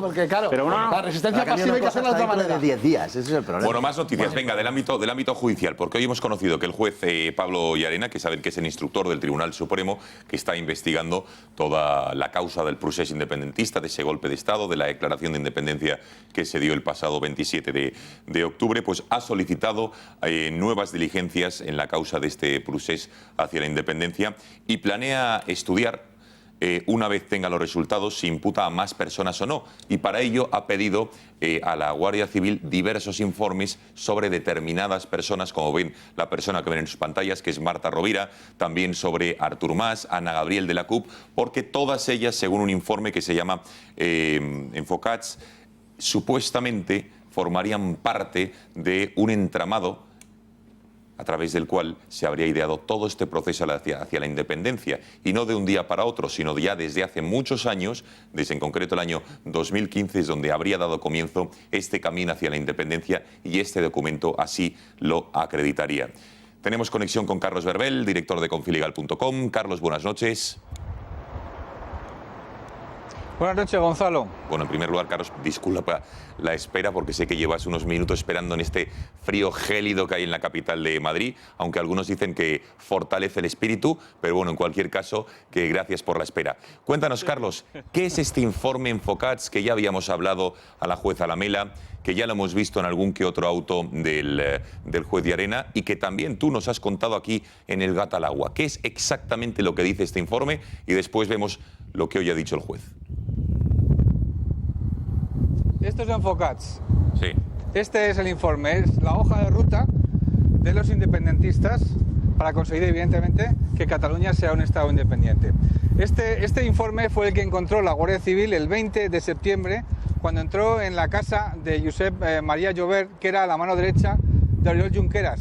Encontró esto, que es el documento definitivo, el que dice claramente que, bueno, que había un plan para independizar, para separar Cataluña de España, y luego encontraron una agenda en la cual, a mí me ha recordado mucho, hablando hoy con uno de los miembros de la Guardia Civil de la UCO, me ha recordado mucho ETA, en el sentido de que ellos, cada vez que hacían cualquier tipo de acción, de reunión y demás, tomaban nota de todo. Estos también han tomado nota de todo. Y han encontrado una agenda en la cual aparecen varios nombres, entre ellos los que tú has nombrado, Artur Mas, Francesc Homs, Marta Rovira, Ana Gabriel, en la cual, bueno, pues tomaron parte justamente en las decisiones o lo que se hablaba concretamente para llevar a cabo esta hoja de ruta. Es muy importante esto, y ahí me voy a recalcar una cosa muy importante, y es que esto lo encuentra la Guardia Civil el 20 de septiembre porque el juez de instrucción 13 de Barcelona, Juan Antonio Ramírez Sunyer, ordena la detención de 15 personas y el registro de me parece 40 sedes y 40 despachos. Con esto quiero decir que no fue a propuesta de la Guardia Civil, de la Fiscalía o del Gobierno, sino que fue a iniciativa de un juez de instrucción que llevaba una investigación desde el principio de año. Bien, ¿qué dimensión tiene esto? ¿Qué es lo que puede ocurrir? Pues una cosa muy simple. Lo que está pidiendo Llarena es indicios, pruebas materiales, evidentemente, para poder, si se puede probar que evidentemente estuvieron en esas reuniones y que de alguna forma conspiraron para la secesión, pues podría llegar a incluso imputar a Marta Rovira, a Ana Gabriel, e incluso también al inhabilitado expresidente de la Generalitat, Artur Mas, y a Francesc Homs, por supuesto que sí. Es decir, Carlos, que digamos que el juez ha pedido informes a unas determinadas personas, como son Artur Mas, Marta Rovira, Ana Gabriel, de un informe que ni siquiera se les cita, ¿no? Pero que estas personas supuestamente formarían parte de un comité estratégico del que, según este documento, buscaba la independencia sí o sí y por la vía que fuera. A ver, el comité estratégico forman parte Oriol Junqueras, que está en la cárcel, junto con Jordi Sánchez y Jordi Cuixart, presidente de la Asamblea Nacional Catalana y de Òmnium Cultural. Por eso están en la cárcel, por eso no nos han dado la libertad, porque forman parte de ese comité estratégico. Lo que viene a decir en otro documento aparte, que es una agenda, es que estas personas de las cuales hemos hablado se reunieron justamente para lo mismo. Con lo cual, lo que está haciendo el juez Llarena es recabar indicios para tomar una decisión sobre si imputar o no imputar. Si él viera que ese tipo de información no tenía ninguna relevancia, no hubiera molestado a la Guardia Civil, sino que les ha dicho, bueno, aquí veo indicios, quiero que me lo sustancien, quiero saber concretamente si esto es verdad, y él toma una decisión final, si imputar o no imputar. Está en ese proceso. Carlos, esta decisión de hoy lo que deja claro una cosa es que, más allá de las interpretaciones que se puede hacer de la justicia, cómo está actuando, de la politización de la misma, que las opiniones son diversas y aquí en El Gato se han expresado en ese sentido en varias ocasiones, a favor o en contra, por decirlo de alguna manera, lo que está claro es que la actuación del juez Llarena, sus pesquisas judiciales e investigaciones van a ir mucho más allá del 21 de diciembre. Está siendo exquisito el juez Llarena y está yendo paso a paso en su investigación, en su instrucción. Ya te digo, yo conozco cómo funcionan los jueces y si un juez no ve indicios de delito, evidentemente no va a molestar a nadie. Cuando él ha pedido más información sobre esto es que entiende que estas personas que se reunieron para hablar de la separación de España, de la secesión de España, podrían haber cometido un delito por ello. Entonces, bueno, estamos en esa fase de reunir pruebas y luego llegamos a la fase de decidir, claro. Ya lo último, Carlos, tu bola de cristal que nos tienes tan acostumbrados. ¿Qué tempos son estos de una posible supuesta imputación a Marta Rovira? Entiendo, y algunos otros miembros como Ana Gabriela Artur-Mas, entiendo que el juez deberá recibir en primer lugar esos informes que ha pedido la Guardia Civil. ¿Qué tempos manejamos? Yo no creo que vayamos a entrar en elecciones. Esto será después de las elecciones. No creo que vaya a ser una bomba en un momento dado el día 18 y 17, no lo creo. Esto va a llevar mucho más tiempo, por lo tanto no esperemos que sea algo inminente, a no ser que la Guardia Civil, que es muy eficaz, pues nos sorprenda, ¿no? Pero mi opinión es que no va a ser inminente, no va a ser, ¿a cuánto estamos hoy? A día 12, ¿no? Quedan nada para las elecciones. Yo no creo que vaya a afectar a las elecciones. Cuidado, no soy la bruja Lola, me puedo equivocar, pero no creo que vaya a afectar a las elecciones. Bueno, y último apunte, Carlos. Oriol Junqueras ha vuelto a pedir su abogado en un escrito el pasado día 7 al juez Llarena que le deje en libertad provisional, ya que su estancia en prisión está entorpeciendo su participación, su influencia en la campaña electoral, y vuelve a insistir en que no hay riesgo de reiteración delictiva porque ya ha acatado el 155 y no ostenta ningún cargo público. ¿Crees que ya lo ha elevado, digamos, a la sala del Tribunal Supremo? ¿Qué puede ocurrir? Yo creo sinceramente que se está poniendo muy nervioso viendo cómo la intención de voto de Esquerra Republicana de Cataluña está bajando y está subiendo la de Junts por Cataluña, la de Puigdemont, que le está sacando mucho mayor partido estando en Bruselas que estando en la cárcel. Bueno, vamos a ver, el juez tendrá que estudiarlo, pero date cuenta que cuando decidió dejar a los tres, mejor dicho, en la cárcel, fue porque pensaba que había una seria peligro de reiteración delictiva. Yo no creo que vaya a cambiar el juez de opinión, no creo que le vaya a poner en libertad, porque eso también ya conllevaría la revisión de la propia libertad de Sánchez y también de Cuixart. Por lo tanto, a ver, es una opinión, yo no creo que esto vaya a llevar a nada. Hombre, lógico, como decía antiguamente, ante el vicio de pedir la virtud de no dar. Yo sinceramente no creo que Llarena vaya a cambiar de opinión. Carlos Verbel, director de Confilegal, muchísimas gracias por haber atendido a las cámaras del Gato. Buenas noches. Un placer. Y a ponerte a buen refugio, calentito. Buenas noches, adiós, adiós. Bueno, más elementos encima de la mesa. Me gustaría, por cierto, todos lo que hablan de ella, que la vía unilateral se ha olvidado, que acatan el 155, vías democráticas y paz. Vean, 2 miembros de Esquerra Republicana, hoy su número 5 por Barcelona y su secretaria de organización, Marta Rovira y Antoni Castellà, hablando de lo siguiente tras el escenario del 21 de diciembre. Escuchen. Nosotros vamos a continuar trabajando y eso sin pedir permiso a nadie, ni al gobierno español. Diem alt i clar que després de les eleccions, si guanyen les forces lleials a la República, si guanyem i l'estat espanyol no se senta a negociar, recuperem la via unilateral. Nosaltres i ells, vosaltres i nosaltres, cap renúncia, cap ni una. Sobretot no en aquesta candidatura, cap ni una. Cap ni una, ninguna renuncia. Yo no sé qué es lo que ha cambiado, si es que ha cambiado algo. Dicen que con las resoluciones judiciales todos han agachado las orejas, han metido el rabo entre las piernas, pero la vía unilateral no se ha desestimado. Porque evidentemente todo ha sido una especie de escenificación por su parte. Delante del juez sabían lo que tenían que decir y el modo en que salían o no salían. Por eso yo dije la semana pasada que habían sido ellos quienes habían realmente tomado la decisión judicial. Habían elegido ellos si salir o quedarse. Y algunos han elegido quedarse, como otros están en Bruselas. Y el argumento de que, hombre, no es cómodo estar en la cárcel. Bueno, probablemente tampoco sea demasiado cómodo, aunque no sea comparable estar en Bruselas. Es decir, que forma parte de una estrategia y por eso Junqueras, dándose cuenta de lo que está pasando ahora políticamente, de lo que está pasando con Esquerra Republicana y lo que pasa en términos generales en Cataluña, está dando marcha atrás porque probablemente se da cuenta de que se ha equivocado en su estrategia, pero estoy convencido, ellos adoptaron una resolución determinada en sus declaraciones del viernes anterior a la resolución del lunes del juez Llarenas, y esas resoluciones les dejaban la cárcel y ellos lo sabían perfectamente y por eso las tomaron, y las tomaron con un sentido político sabiendo lo que hacían, y ahora les sale el tiro por la culata y les sale por ahí, pero ha sido por su parte todo, como digo, por parte de los independentistas, una escenificación.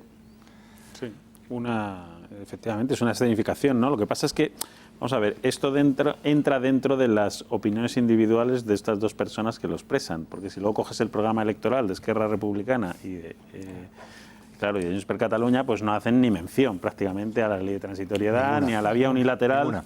Claro, hablan todo lo contrario, ¿no? De establecer un diálogo con el Estado, etcétera, que forma parte también de una estrategia. Obviamente presentan lo que saben que de alguna manera no se les puede anular y que no compromete a la gente que está en la calle en libertad, diríamos, condicional, ¿no? Bajo fianza. Porque, claro, un candidato que esté, como digo, en libertad bajo fianza, si defiende un programa electoral que puede ser ilegal y que se compromete por la vía unilateral, etcétera, etcétera, podría volver a prisión facilísimamente.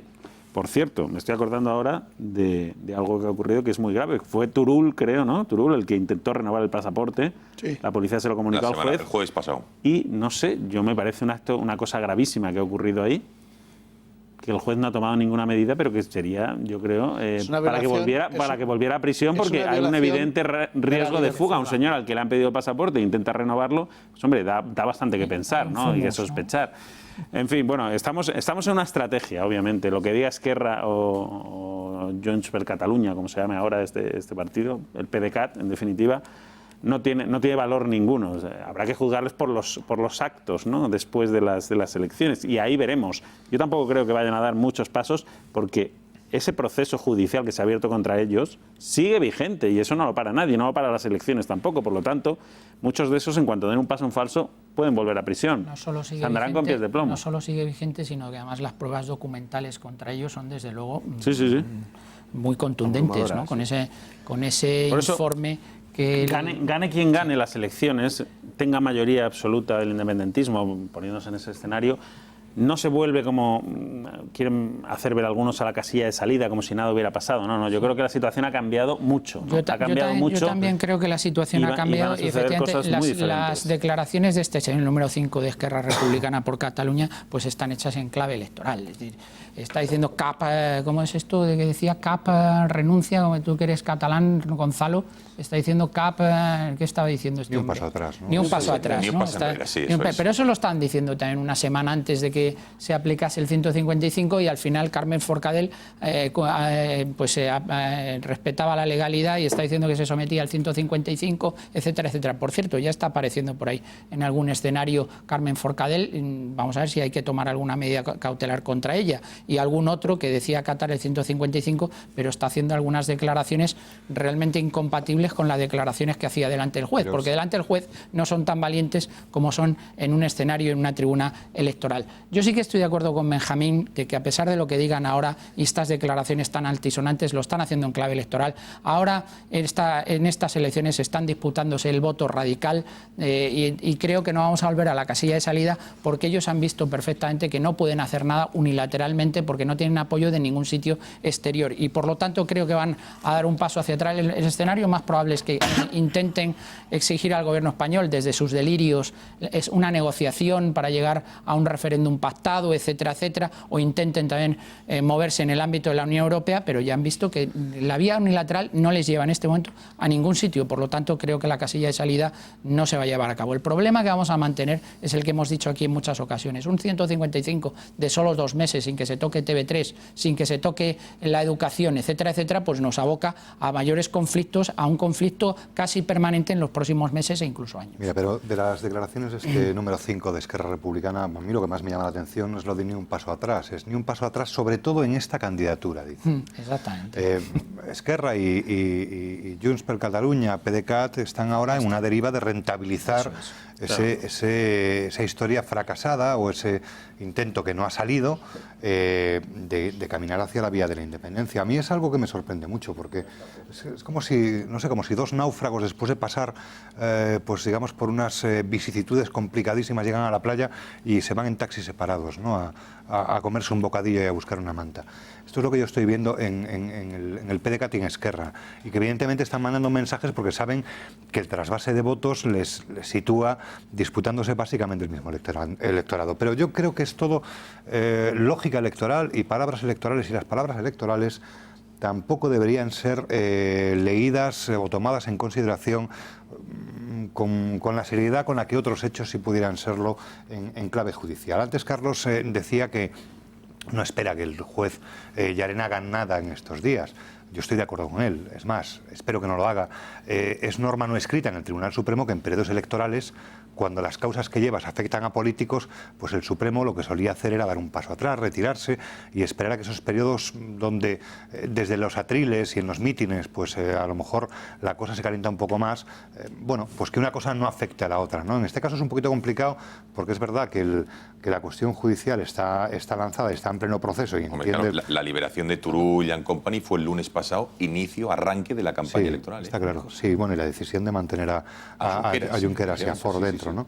Pero insisto, yo creo que en todas estas frases yo no veo nada incriminatorio en el sentido de vamos a ir y esto se mantiene, volvemos a la senda de la DUI. Creo que no. Creo que a lo mejor quieren que haya un subtexto para su electorado, que entiendan que sí lo van a hacer, pero la sensación que yo tengo es que ellos son plenamente conscientes de que llegaron a vía muerta y básicamente lo han vivido en sus propias carnes entrando a la cárcel, que no debe ser plato de gusto para nadie, y creo que lo tienen muy claro. Es más, lo planteaba Benjamín, en su programa electoral no está la independencia unilateral. Román. A mí de esto me preocupan 2 cosas. La primera es, según se va sabiendo más del documento Enfocats y de lo que ha pasado, el que no se empiecen a pensar en dirimir responsabilidades políticas de los responsables de la inteligencia del gobierno central, en que desde el 2015 se haya podido tener estas reuniones, esta hoja de ruta, y nos estemos enterando a posteriori, y no por una acción de la Fiscalía, sino por la denuncia de terceras personas o partido político, que es lo que ha generado toda esta actuación judicial. Pone en muy baja situación a servicios de inteligencia, actuaciones políticas y preventivas, cuando había declaraciones, acciones y todo tipo de secuencia de datos que se iba cumpliendo. No se habían enterado de nada, porque eso sí que tiene responsabilidades políticas, pero muy serias. Es decir, que dentro de tu territorio, líderes de estos partidos, organizaciones que reciben un montón de dinero, que sacan 600.000 euros para dar fianzas así de hoy para mañana, se pagan viajes de aviones, se paga toda una infraestructura, que ha habido un traspase de fondos.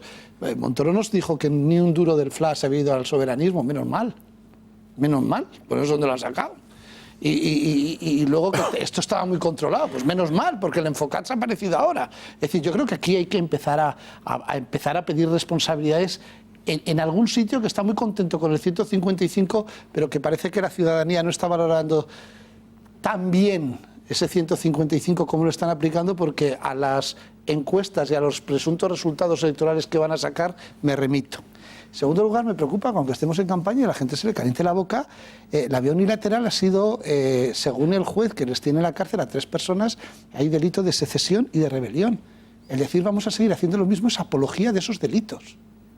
Y me da igual que estemos en campaña, pero es que en este país la apología, hace unos años, tú no podías decir en campaña la ETA va a seguir matando, porque te juzgaban en mitad de la campaña electoral por la apología del terrorismo. Creo que los mensajes que están diciendo desde los atriles de los mítines son muchísimo más ambiguos. Esas dos declaraciones, especialmente la del número 5, la de Castelvía... vamos a ver, ¿qué significa no vamos a pedir permiso a España? Es que la política no funciona pidiendo permiso a España. No, si eso no, pero esto es incriminatorio. Vamos a seguir por la vía unilateral cuando se declaró. Esa idea funciona, la de no vas a pedir permiso. El DUI era la unilateral. ¿Pero por qué no dicen DUI ahora? No, pero dicen la vía unilateral. Vía unilateral. Lo ha dicho bien claramente, la vía unilateral. El DUI. Primero dice, era el decreto vamos a sentarnos a negociar y solo si no conseguimos negociar con España... aplicaremos. Pero hace un mes no estábamos Ya, bueno, pero si es que ETA también, si no te sentabas a negociar, seguiremos teniendo que recurrir a la violencia. No, y hace un mes era lo mismo, perdona. Hace un mes era apología del terrorismo. El Estado de que no quería negociar. Eso el gobierno no quería negociar. Hace un mes ni permitían a la oposición que plantease las enmiendas durante los debates. Pero su discurso era que el gobierno español no se sentaba. Que no se había sentado después de años y que ya no había vuelta atrás, que la única vía era la unilateral. Y en la sentencia, de Llarena está eso. Vamos a dejar a Román concluir. Creo que puede ser, efectivamente, es cuestiones de matices, pero yo sí creo que en esas declaraciones, que además están motivadas por lo que tú has dicho, porque la materia de transferencia de votos es entre los mal llamados bloques. Es decir, PSC, PP y Ciudadanos compiten por un electorado, aunque el PSC y el PSOE están intentando competir por otro electorado, pues un día son una cosa y al día siguiente la contraria y al revés. Pero los demás lo tienen muy claro. O sea, el partido de Esquerra Republicana y la nueva versión de CiU, en una de sus múltiples denominaciones, lo que está haciendo es competir por el voto, a ver quién rentabiliza ese proceso, ¿no? Entonces, claro, eso les va llevando una tensión de elevar el diapasón. Pero es que aquí el problema del diapasón es sobre qué estamos hablando, porque lo que estamos hablando está tipificado como secesión y rebelión. Y yo creo que eso habría que cortarlo, aunque estemos en campaña electoral, y genere mártires y la madre que les parió. Es que si no, también es un mártir el que iba a ir a 210 por hora y le han detenido la Guardia Civil. Bueno, mártir de la ley de carreteras, joder. A ver, hablando de mártires y de esa épica que se ha querido dar a todo este asunto con el encarcelamiento de Puigdemont, la huida el encarcelamiento de Junqueras, la huida de Puigdemont, ¿cómo está afectando esto a las encuestas? ¿Cómo va a afectar al próximo 21 de diciembre? Ojo, porque hay sorpresas. Ahora enseguida hemos sacado la calculadora, sumas y restas. ¿Qué posibilidades hay de que forme gobierno los no independentistas? La mayoría de encuestas dan a Ciudadanos, a Inés Arrimadas, como vencedora, tanto en votos como en intención de voto, pero insuficiente para gobernar. ¿Puede cambiar algo en los últimos 10 días? Ahora lo vemos.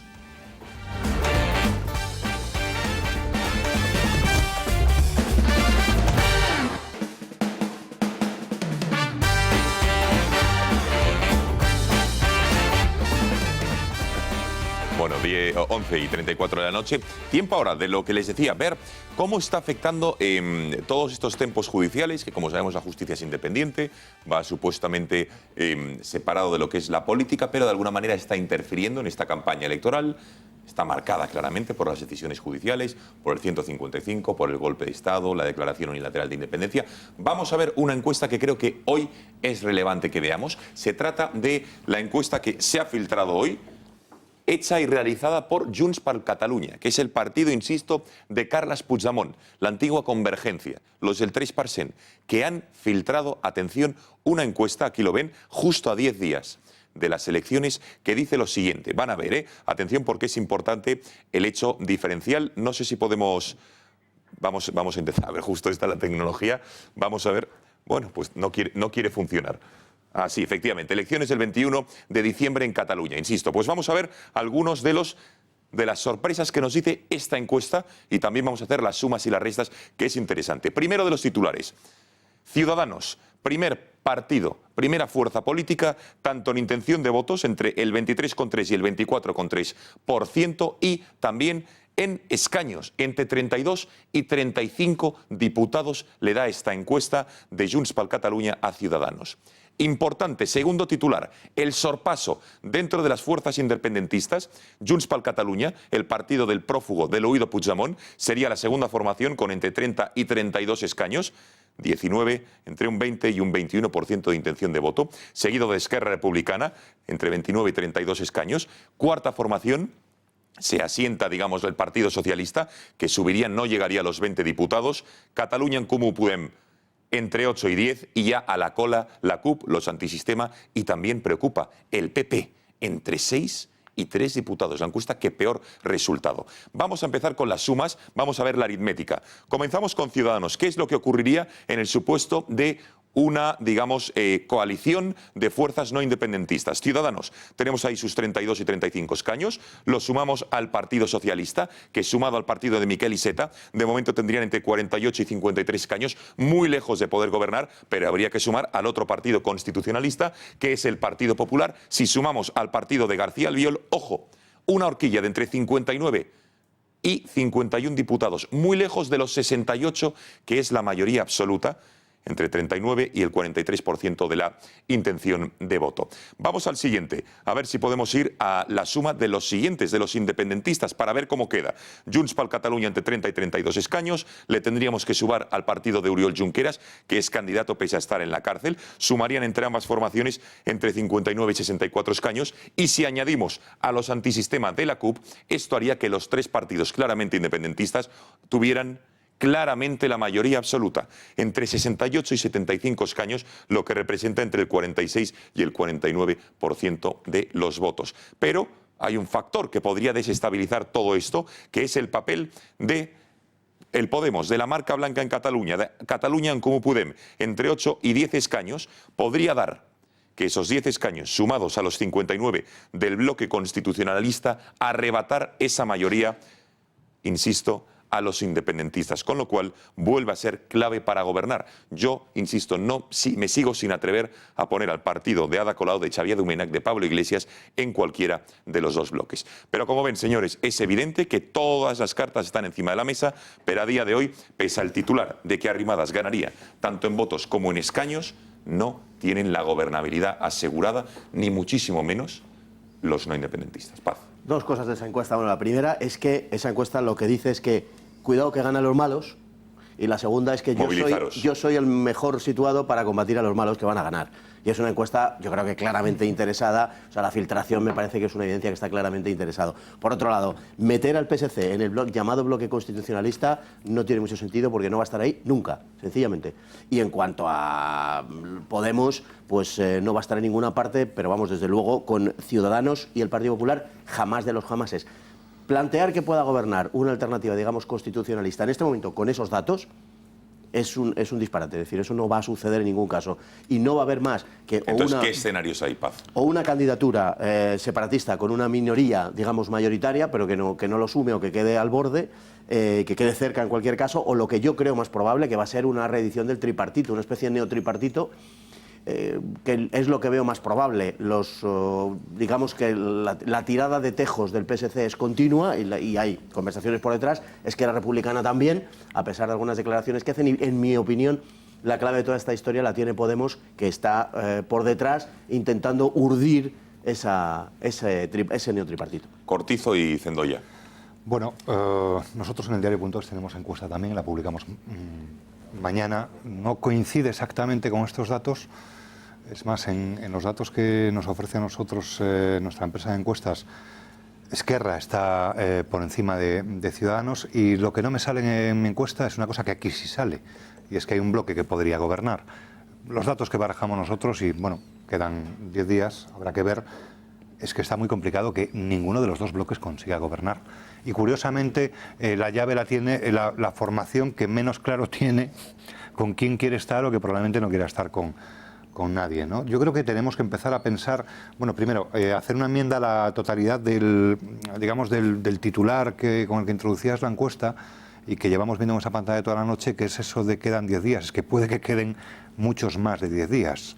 Y el escenario de repetición electoral ¿No lo descartas? Yo no lo descarto de ninguna de las maneras. Es más, el otro día estuve conversando un rato con el presidente del Gobierno en los corrillos habituales del Día de la Constitución, en el Congreso de los Diputados, y le preguntábamos, un pequeño grupo de periodistas, si él estaría por la labor de permitir un gobierno de Miquel Iceta, aun cuando fuera la cuarta fuerza política en estas elecciones.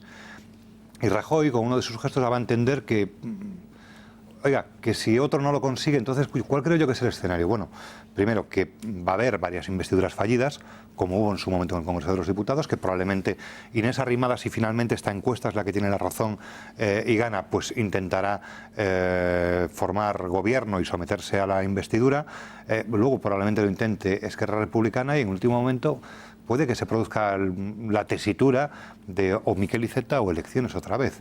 Y lo que sí está claro es que el señor Rajoy en este caso lo que nos decía, y estaba convencido que no quiere repetición de elecciones bajo ningún concepto, porque no podemos olvidar que la solución de las elecciones vía 155 es la solución de Rajoy, y Rajoy necesita de alguna manera que su solución sea efectiva y conduzca a la formación de un gobierno. Y con todos los escenarios con los que nos estamos moviendo en la demoscopia actual, sea esta, la encuesta que barajamos en mi periódico, es que esa solución parece que no esté tan cerca de la mesa y que puedan ser, como decía, muchos más de esos 10 días. Lo que pasa es que choca Rajoy con las intenciones de su candidato en Cataluña. Sí, choca con eso y choca con su mantra repetido de que la lista más votada es la que debe de gobernar. Sí, no, también. Frase que, por cierto, en esa conversación con pero periodistas, con su candidato, que me parece significativo. Bueno, y también lo decía Albiol, en Badalona y tantas otras veces, que fue la primera fuerza más votada, dijo que debía gobernar. Por cierto, Román, es digno de estudios. Esta semana me he propuesto traer un sociólogo para analizar ese trasvase de votos del PP a Ciudadanos, más allá de ser la fuerza útil o demás, y sobre todo este suelo electoral muy en línea de lo que viene ocurriendo en los últimos años en el País Vasco. Román. Sí, vamos a ver, yo creo que el Partido Popular, primero, de esta encuesta, totalmente interesada. Es decir, aquí Esquerra va por delante, y ahora el partido de Puigdemont tiene que decir, no saben ustedes, pero nosotros somos más interesantes para ese voto útil dentro del independentismo. Es una encuesta no filtrada adrede. Es decir, por lo tanto, las posibilidades de que sea una encuesta editorial hecha a medida son todas. La segunda, yo ya lo dije la semana pasada, no hay bloques. Es decir, ¿cómo podemos hablar del bloque constitucionalista cuando uno de los factores, que es el Partido Socialista, ha dicho que él no va a estar ahí? Además tiene toda la lógica que no esté. Es decir, después de dejar que Mariano Rajoy gobierne España con una abstención, solo le faltaba que Inés Arrimadas gobernara Cataluña con el PP y el PSOE. Todo el espacio de la izquierda se lo entrega a Podemos en un momento absolutamente crítico para Podemos, con lo cual es absurda esa situación. Por lo tanto, seguir trabajando sobre esas hipótesis las hace Albiol, que es el que va peor en las encuestas. ¿Por qué?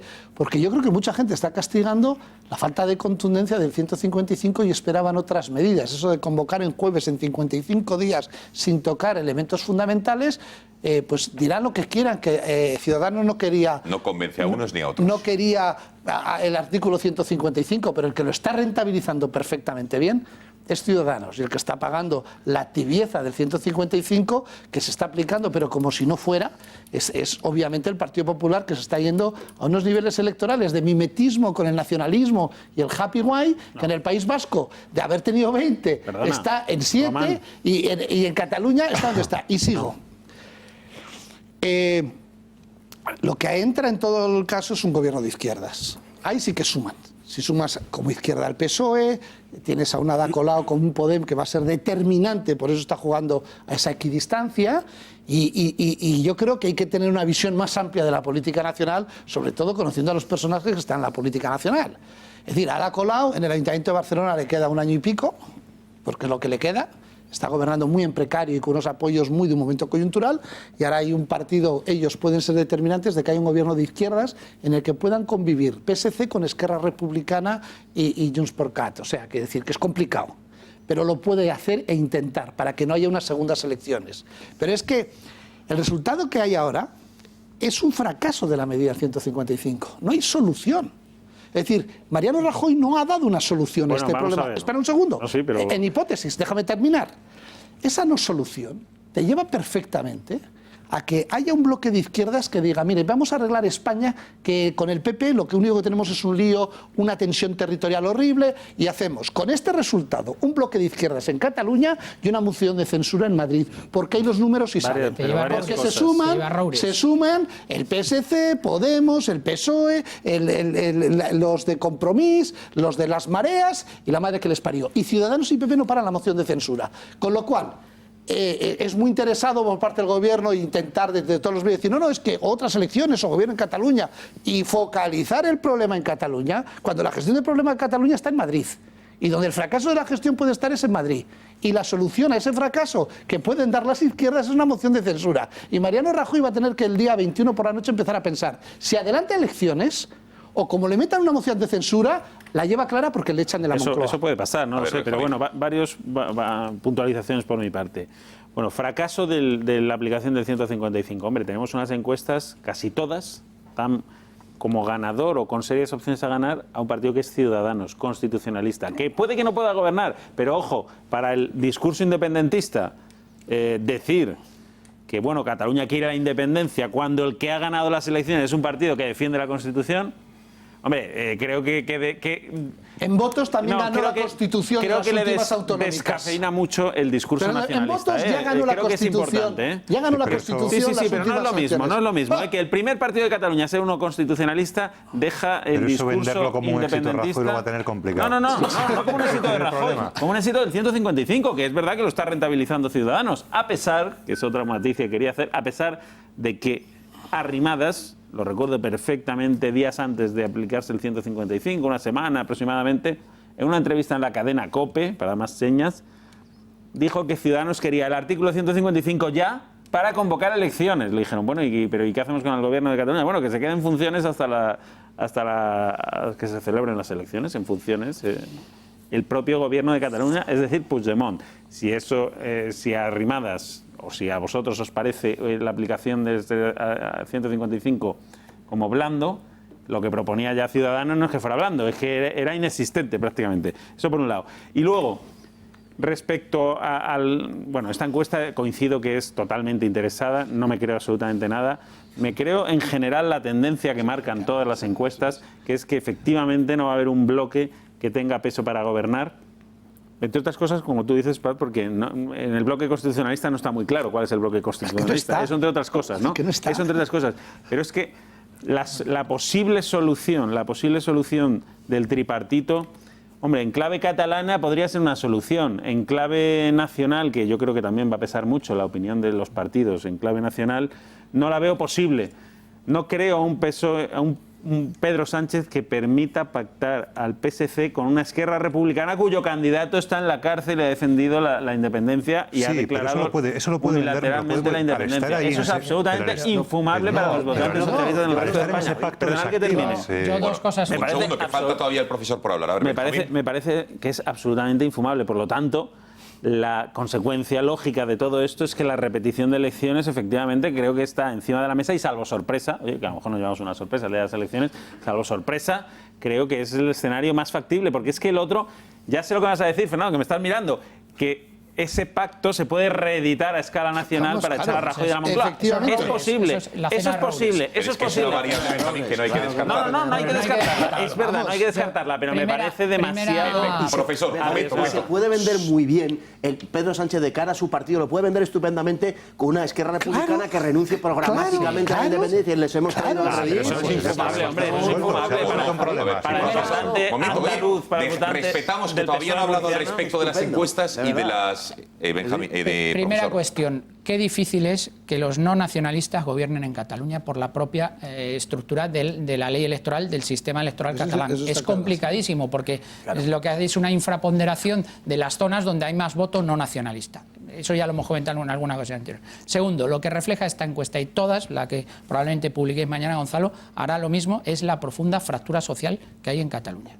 la fractura social que hay en dos bloques que no están perfectamente identificados en cada uno de los partidos políticos, pero sí hay una diversidad en Cataluña y sobre todo una fractura social entre independentistas y no independentistas. Con lo cual, el problema de Cataluña no lo tiene fundamentalmente con España. Estamos asistiendo a un problema fundamentalmente entre catalanes, la fractura social que tiene Cataluña. Y en tercer lugar, el escenario de repetición de elecciones yo creo que es el menos probable, que al final, porque por lo que decíamos anteriormente, Mariano Rajoy, como bien ha señalado Gonzalo, y estoy de acuerdo con él, tiene que vender la eficacia del 155 y una repetición de elecciones mostraría claramente el fracaso del 155. Y además, como decía Artur Mas, por si acaso nos quedaba alguna duda, ya se corregirá la voluntad popular y ya se harán los pactos que sea posible para corregir la aritmética parlamentaria en el sentido que interese en cada momento.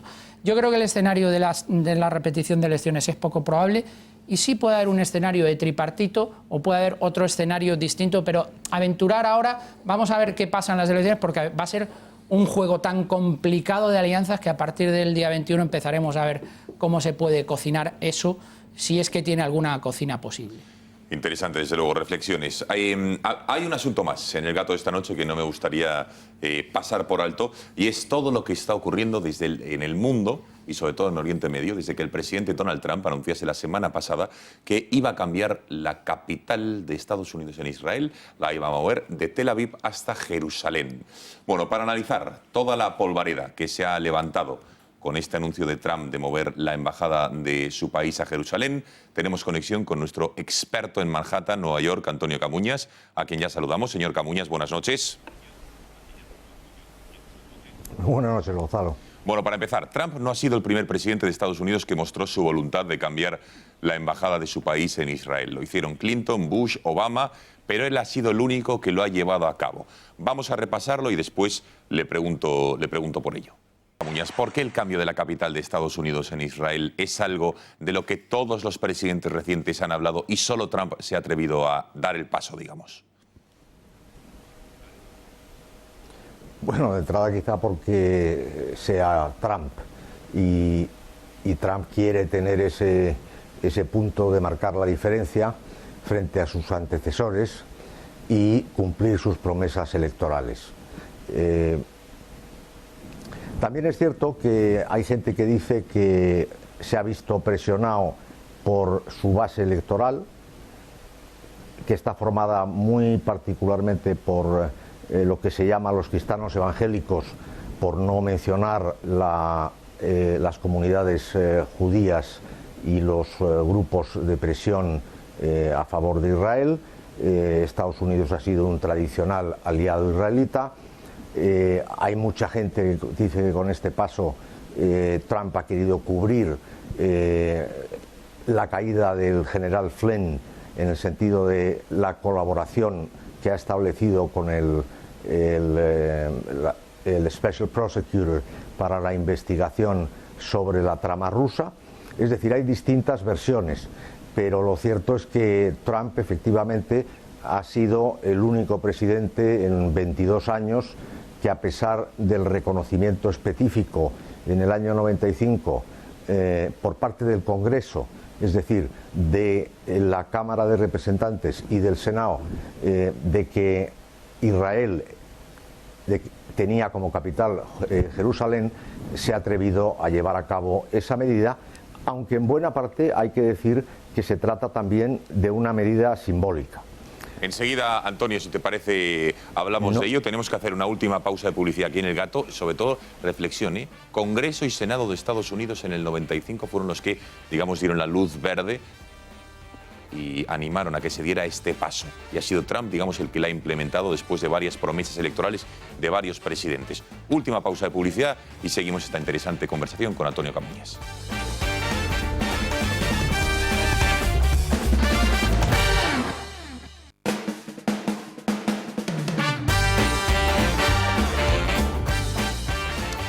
Bueno, quedan 2 minutos para medianoche. Seguimos con esta interesante entrevista con Antonio Camuñas, nuestro experto en política estadounidense, nuestro experto en Manhattan, Nueva York. Bueno, Antonio, vamos a ver, esta medida de Trump, ¿qué te parece? Porque entiendo que no es algo que haya improvisado, que sabía de las consecuencias, de las previsibles reacciones que se iban a producir y que el gabinete tendrá poderosas razones para haber llevado a cabo un cambio tan polémico, de tanto calado y tan significativo, ¿no?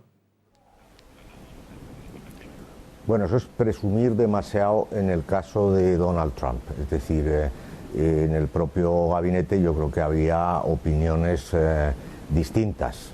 Yo creo que Tillerson tenía una posición más moderada. Esto es puro Trump. Es decir, él lo ha debido tomar como algo importante para su agenda política. Ya digo, no sé, unos dicen que es en clave claramente doméstica. No deja de ser sorprendente, por una parte, porque es justo el momento en el que le está sacando adelante su reforma fiscal, que sería la gran victoria legislativa presidencial en este primer año de mandato, conseguir pasar la reforma fiscal antes de Navidades, en un momento económico extraordinario, con la bolsa batiendo máximos y con el empleo en sus cotas más bajas en muchísimas décadas. Entonces, que precisamente elija este momento ahora, pues es sorprendente. Ahora bien, también es cierto que lo que el presidente hace es reconocer de manera oficial por una parte, pero simbólica por otra, porque tampoco ha dicho exactamente dónde va a estar esa embajada, es decir, no se ha comprometido a que esa embajada estuviera en el este de Jerusalén, ni que estuviera en el oeste. Quizá hubiera sido mejor que lo hubiera dicho, porque de alguna manera, si hubiera dicho que la embajada estaría en Jerusalén oeste, eso hubiera dejado un margen para interpretar que Jerusalén este podía seguir siendo un territorio que pudiera albergar en su momento la capital de un futuro Estado palestino. Lo ha dejado en el aire, lo cual implica que, por una parte, el proceso de paz, ese proceso languideciente, de alguna manera moribundo, porque llevamos ya décadas y décadas sin lograr avanzar en ningún tipo de solución acordada entre las dos partes, pues siga estando ahí presente, aunque quizá sea darle una vuelta de tuerca, una especie de mover la coctelera para ver si de una manera que es reconociendo lo que por una parte es una realidad, que es que Jerusalén es la capital histórica y milenaria de Israel, implique que se pueda llegar a algún tipo de acuerdo, aunque hay otros que dicen que esto ha matado la opción de los dos estados, y hay líderes ya palestinos que hablan de un solo estado, pero con iguales derechos para los palestinos, lo cual plantearía otras complicaciones. Entonces, digamos que es una declaración de enorme fuerza política y, por otro lado, más que nada simbólica. Por una parte, logísticamente, el traslado de esa embajada tardará todavía muchos años en poderse llevar a cabo, por razones logísticas y de seguridad, etcétera, y por otro lado, no se ha llegado a una concreción de dónde va a estar esa capital. Bien. Ahora bien, Antonio, el reconocimiento de que Israel... Sí, no, Antonio, lo decía porque estás hablando de algunas de las reacciones, entonces, pero ¿por qué cree usted que la gran mayoría, digamos, de la prensa, de los medios de comunicación, de los políticos, tanto en nuestro país como en el resto de Europa, incluso el Papa se ha pronunciado al respecto, claman, digamos, contra esta decisión y asegura que está generando, que va a generar una enorme inestabilidad y tensión? Vamos a ver algunos de los titulares de la prensa de hoy, por ejemplo, algunos titulares de la prensa de nuestro país, como por ejemplo el periódico El País. Trump, estos días, no de hoy, Trump siembra la discordia al reconocer Jerusalén como capital de Israel. Decía el periódico El Mundo, Donald Trump desata la ira en Oriente Próximo al reconocer Jerusalén como capital de Israel.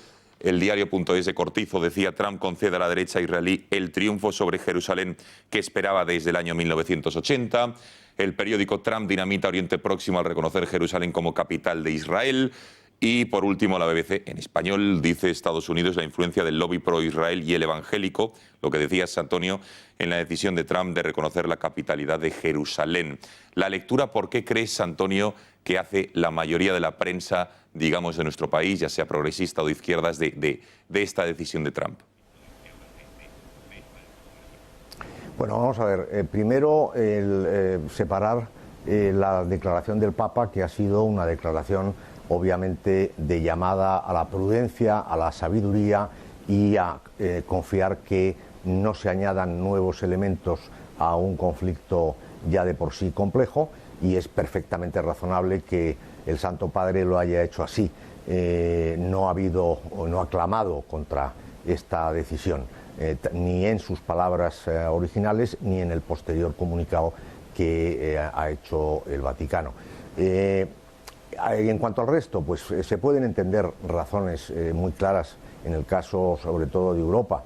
Europa está muy cerca de Oriente Próximo y Europa teme las consecuencias que una posible inestabilidad de este tipo pueda traer a territorio europeo, ya sea en el caso francés particularmente o el alemán por el alto volumen de musulmanes que viven en sus calles, como en otros países, en el caso del nuestro, en el que también hemos sufrido atentados terroristas de forma reciente.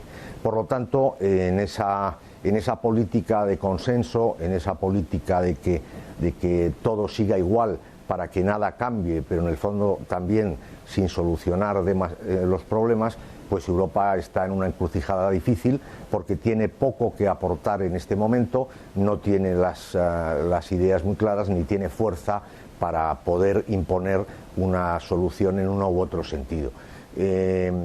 Yo creo que en definitiva nuestra posición como europeos occidentales es de debilidad, mientras que en este caso los que favorecen el reconocimiento de Jerusalén como capital de Israel lo que intentan es dejar claro que Israel es la única democracia en Oriente Medio, la única democracia real, el único país que puede ser un aliado occidental claramente posicionado en contra de la amenaza que representa el terrorismo islámico, y por lo tanto pues ese reconocimiento como tal de los hechos en Europa cuesta mucho.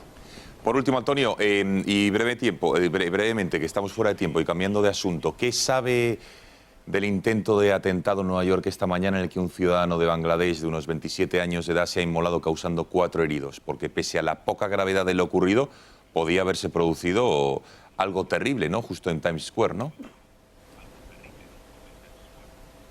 Bueno, sí, claro. Vamos a ver, está claro que las redes sociales están jugando un papel importantísimo a la hora de no solo de reclutar, sino de concienciar y de enseñar a mucha gente que por distintos motivos pueden radicalizarse en un momento dado en base a cualquier circunstancia laboral, de frustración personal, etcétera, y que eventualmente incidentes de este tipo, que parece un incidente menor en el sentido de que el artefacto que portaba este individuo era un aparato explosivo algo rudimentario, pues se puede repetir. Es decir, este tipo de acciones individualizadas en puntos de confluencia masiva, como puede ser el intercambiador de transportes, en este caso de autobuses, en Nueva York, que es una de las zonas más transitadas a diario por la mañana y por la noche, pues son incidentes que son imposibles de prever, y tenemos que estar todos muy conscientes de que, por un lado, la victoria sobre el ISIS, es decir, la derrota del ISIS formal, e incidentes de este tipo se pueden ver correlacionados en cualquier parte del mundo occidental, y sin descartar, por supuesto, Europa. Antonio Camuñas, que muchísimas gracias por haber atendido a las cámaras del Catálogo esta noche importante sobre esta decisión, que creo que era importante dar un poco de luz ante todo lo que está diciendo. Gracias y buenas noches. Muy buenas noches. Gracias, Gonzalo. Bueno, Fernando, 4 pinceladas, por favor, de lo que está ocurriendo con Israel porque desde luego está Oriente Medio. Hoy llevamos ya 5º día consecutivo, está casi en llamas, gran parte del mundo también, como consecuencia de esta decisión. ¿Obedece a la historia? ¿No lo obedece? Cuéntanos. Bueno, es indudable que lo que se ha dicho es, en gran parte lo comparto, es un tributo al poder judío en Estados Unidos, no cabe ninguna duda, y lo que está haciendo Trump es seguir una línea que no es en absoluto novedosa de lo que han hecho otros presidentes norteamericanos, aunque pretenda subrayarse eso. Tenemos un problema muy serio, y son las políticas de tipo regional que está desarrollando Israel y que han desarrollado Estados Unidos en esa zona desde hace ya mucho tiempo.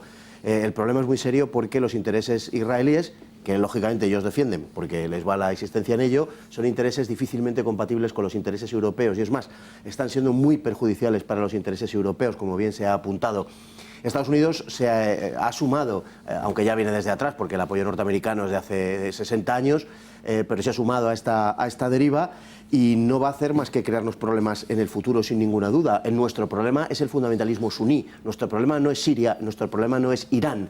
Y el problema de Israel probablemente lo sea. Yo lo único que digo es que España y Europa deben mirar cuál es su problema y no confundirse. De la misma manera que los palestinos, los israelíes o los sirios miran cuál es su problema y lo defienden, creo que nosotros debemos hacer lo mismo. Confundirlo nos va a llevar a verlo desde una óptica complicada. Estamos muy cerca del Próximo Oriente, todo esto tiene mucho que ver con las políticas migratorias y todo esto tiene mucho que ver con el terrorismo, por supuesto.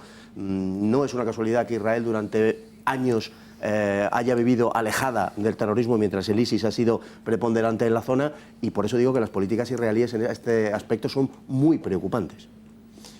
Señores, que no hay tiempo para más, que nos tenemos que ir. Que ha sido un placer tenerles a los 5 esta noche aquí. Gonzalo Cortizo, gracias. A vosotros. Por cierto, que tienes un periplo europeo en breve, ¿no? En ello estamos, sí. En ello estamos. Bueno, en fin, que vaya bien en cualquier caso. Fernando Paz. Muy buenas noches. Gracias y muy buenas noches. Profesor.